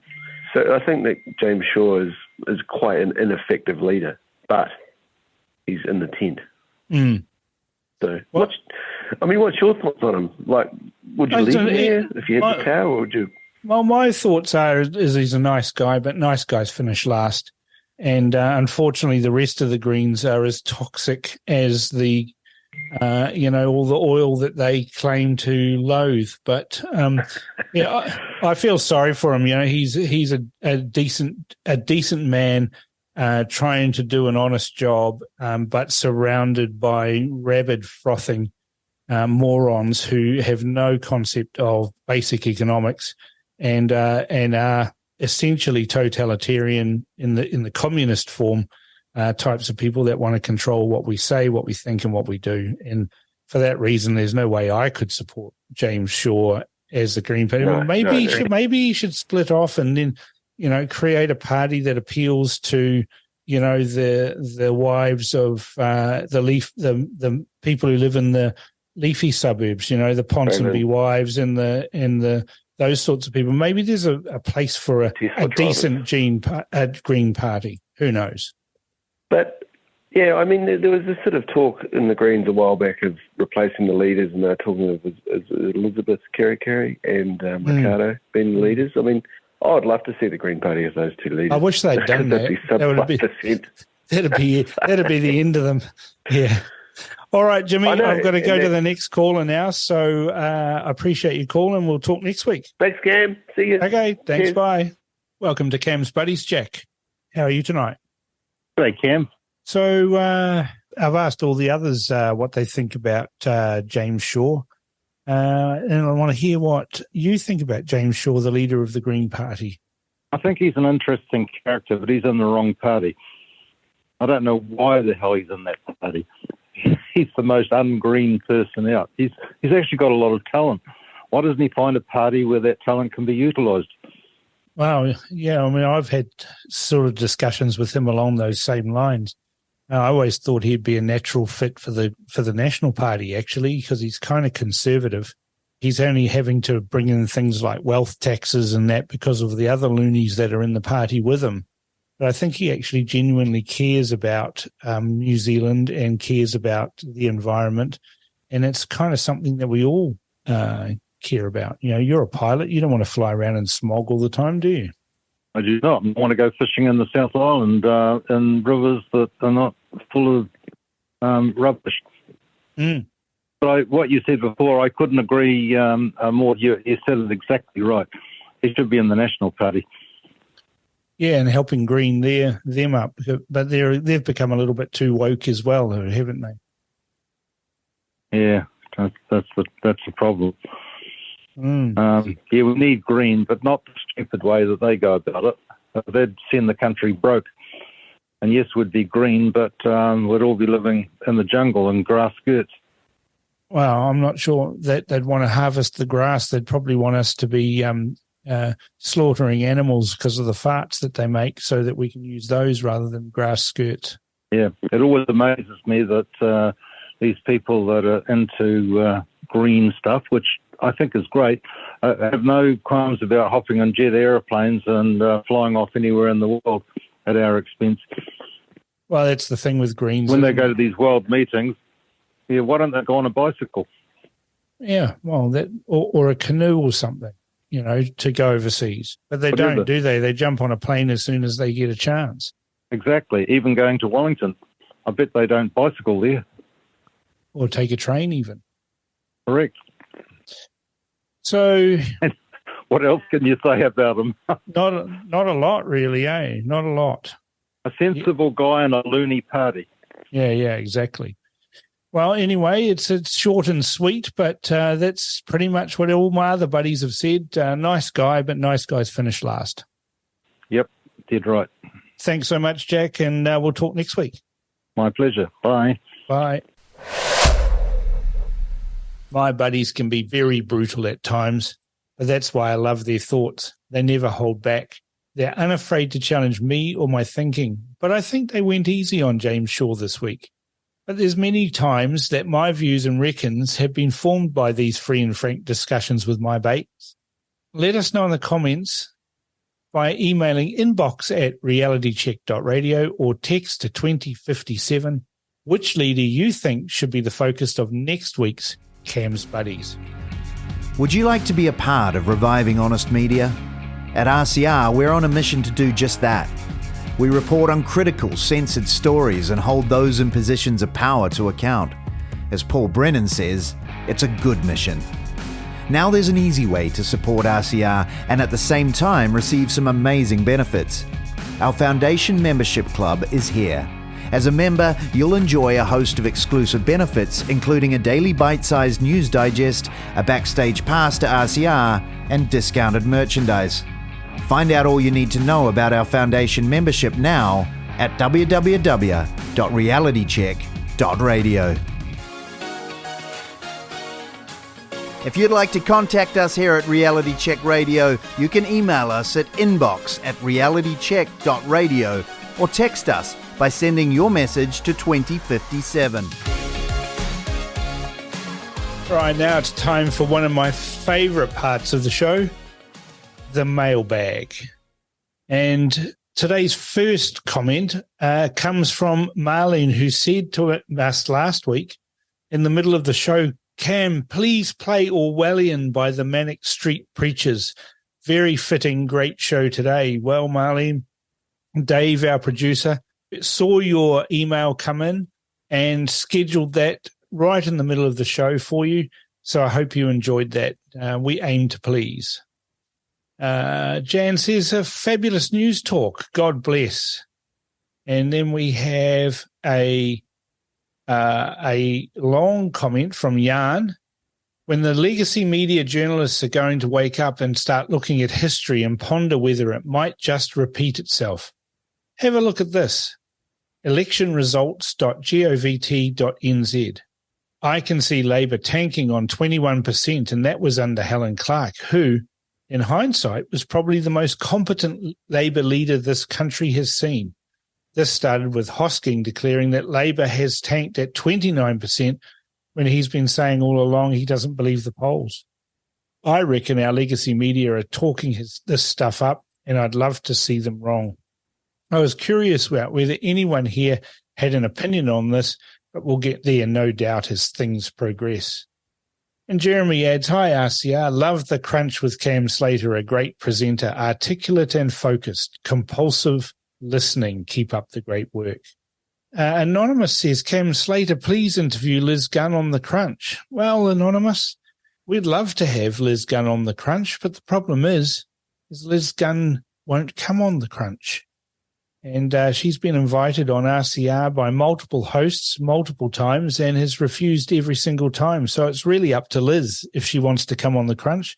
She can contact my producer and we can schedule something. I'd love to have a chat with her. From the 17th of August show with Sandra Gowdy, Shoshana says, hi, Cam, thanks for your interview. It is something that I've been grappling with and have decided to vote New Zealand first. I just wanted to clarify, does the party need one minister to win its electorate as well as gaining 5% of the party vote? And do you know of any websites which stipulate the likelihood of a party winning an electorate? Thanks for all the good work.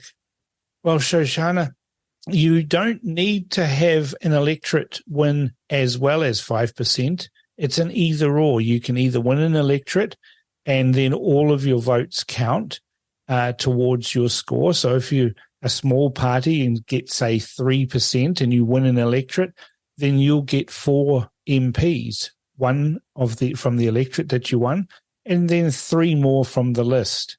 But if you get 5%, then you'll end up with about 6 MPs. There's nowhere out there that'll really show you the likelihood of a party winning the electorate. You really just have to follow the polls, do some averaging and work out who is actually going to get over the 5% threshold and then support a party that's going to get into Parliament. Now, Anne writes, hi, Cam, enjoy listening to the new Cam on RCR. Thanks, Anne. It is very obvious from what you say you have a wealth of knowledge around politics. In the freedom movement, there's a lot of discussion and confusion regarding wasted party votes and what happens to those votes if a minor party does not meet the 5% threshold. And there is dispute over Sandra Gowdy's take on it, and a person has posted this link to explain the process, and that's a link to thefacts.nz. Cam, could you please check out the truth and explain it on RCR, as we are totally confused over what happens to our wasted party vote. Thanking you in advance. Well, Anne, I've listened to you. And next week, I'll have David Farrer on to explain how it actually works in plain language. And it's actually quite simple. But, after 30 years, we still have a lot of confusion over MMP. So I'm getting David to come on the show to spend half an hour or so going over how the wasted party vote works. But essentially, David's going to show exactly why Sandra Gowdy and I have got it dead right and why anybody else who says anything different is a little confused. That's okay. That's what we're here to do, is to educate people, and that's what the show is all about.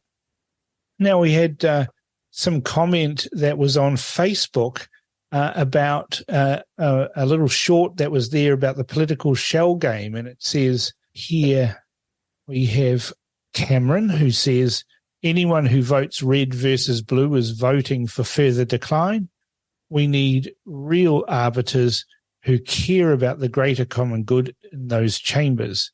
At the moment, it's all lawyers, bankers, and crony corporate types. No wonder it's turning to fascism in reality.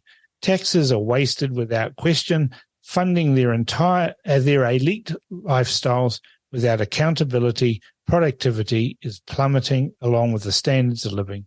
Meanwhile, fuel is up another 30 cents. Is this deliberate incompetence, or is it the last grab of the boomer generation? And Carol says, check out Loyal New Zealand. Makes a lot of sense.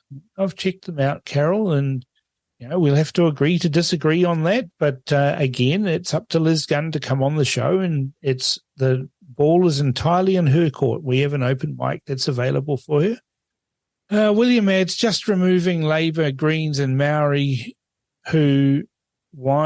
I can't understand this question. I think he means Winnie, saved New Zealand. And Christine says, brilliant, Cam. And then some Facebook commentary from my monologue from last week. Well said, Cameron Slater. Agree 100%. It's another way that we can learn and discern to build strength of character. RCR has literally been a godsend to me. Keep up the great work. That was from Tina. And then I get Christine says, excellent, unbiased platform. I've got an anonymous comment here that says, has anybody ever said you have a similar voice to Grant Robertson? And no, they haven't. And it's a little concerning. I might have to scrub that from my ears. Carol says, well said, Cam. And Ryan says, totally agree. I had a perception of you, Cam, but I'm now afforded the opportunity to gauge your views and opinions on merit. Thank you, Ryan. Now about the Rukshan Fernando interview. Rukshan, Avi, Ezra, the Kooks. Keep it coming. Watching the sun go down, listening to the bunch of you erudite humans conversing was magic. Thanks again, Scarlett. And Mary says, hi, Cam, great interview with Rukshan. However, I've heard you are pro-fluoridation, which I can't reconcile with your views when talking with Rukshan. Please let us all know if you agree with the compulsory medical treatment of fluoridation or not. Thanks, Mary. Well, Mary, everyone's entitled to their own view. And, there's a lot of people out there that have got real problems with teeth, etc. I'm not sure on anything to do with fluoridation. I'm so busy, I can't sort of get down in the weeds and all of this sort of thing. But I think generally it's probably beneficial. But, I'm willing to be convinced otherwise. Christine comments from Facebook, fantastic. And Emma says, another awesome interview. Regarding my Avi Yemeni interview. Cam, great interview with Avi. I read his book and found it refreshing in its clarity, truth, and strength of character of this man, from Bobby. And Libby says, hi, Cam, just wanted to write in to say thanks so much for your awesome show on Thursday. My partner and I had tickets to Avi's book launch, but work and kids have gotten in the way, so we haven't made it down to Auckland. So it was fantastic to listen to all three men involved with Rebel News. They're such a fabulous example of people living and breathing the freedom movement. Keep up your great work. I'm also a BFD member and enjoy all your content. We've got a comment that's from Facebook about that, which is from someone who calls themselves Direct Democracy in New Zealand. Many parties know that the system is a major problem in New Zealand and that it's not truly democratic and not representative of actual New Zealanders. However, no party so far has made a bold, clear statement that commits to changing it. Can RCR interview parties and ask them what their actual commitment to changing the system? Well, we've had two goes at trying to change the system from MMP, and I can tell you it's not going to change in my lifetime. Jennifer says, loved it. Christine also comments, brilliant. Teresa says, great interview, just listen to the replay. Linda says, fabulous interview. And Robin says, just listened on replay. It was great. Now about my Ezra Levant interview. Thanks for a very informative show today. Ezra has a very calm vocal presentation, easy to listen to and very informative.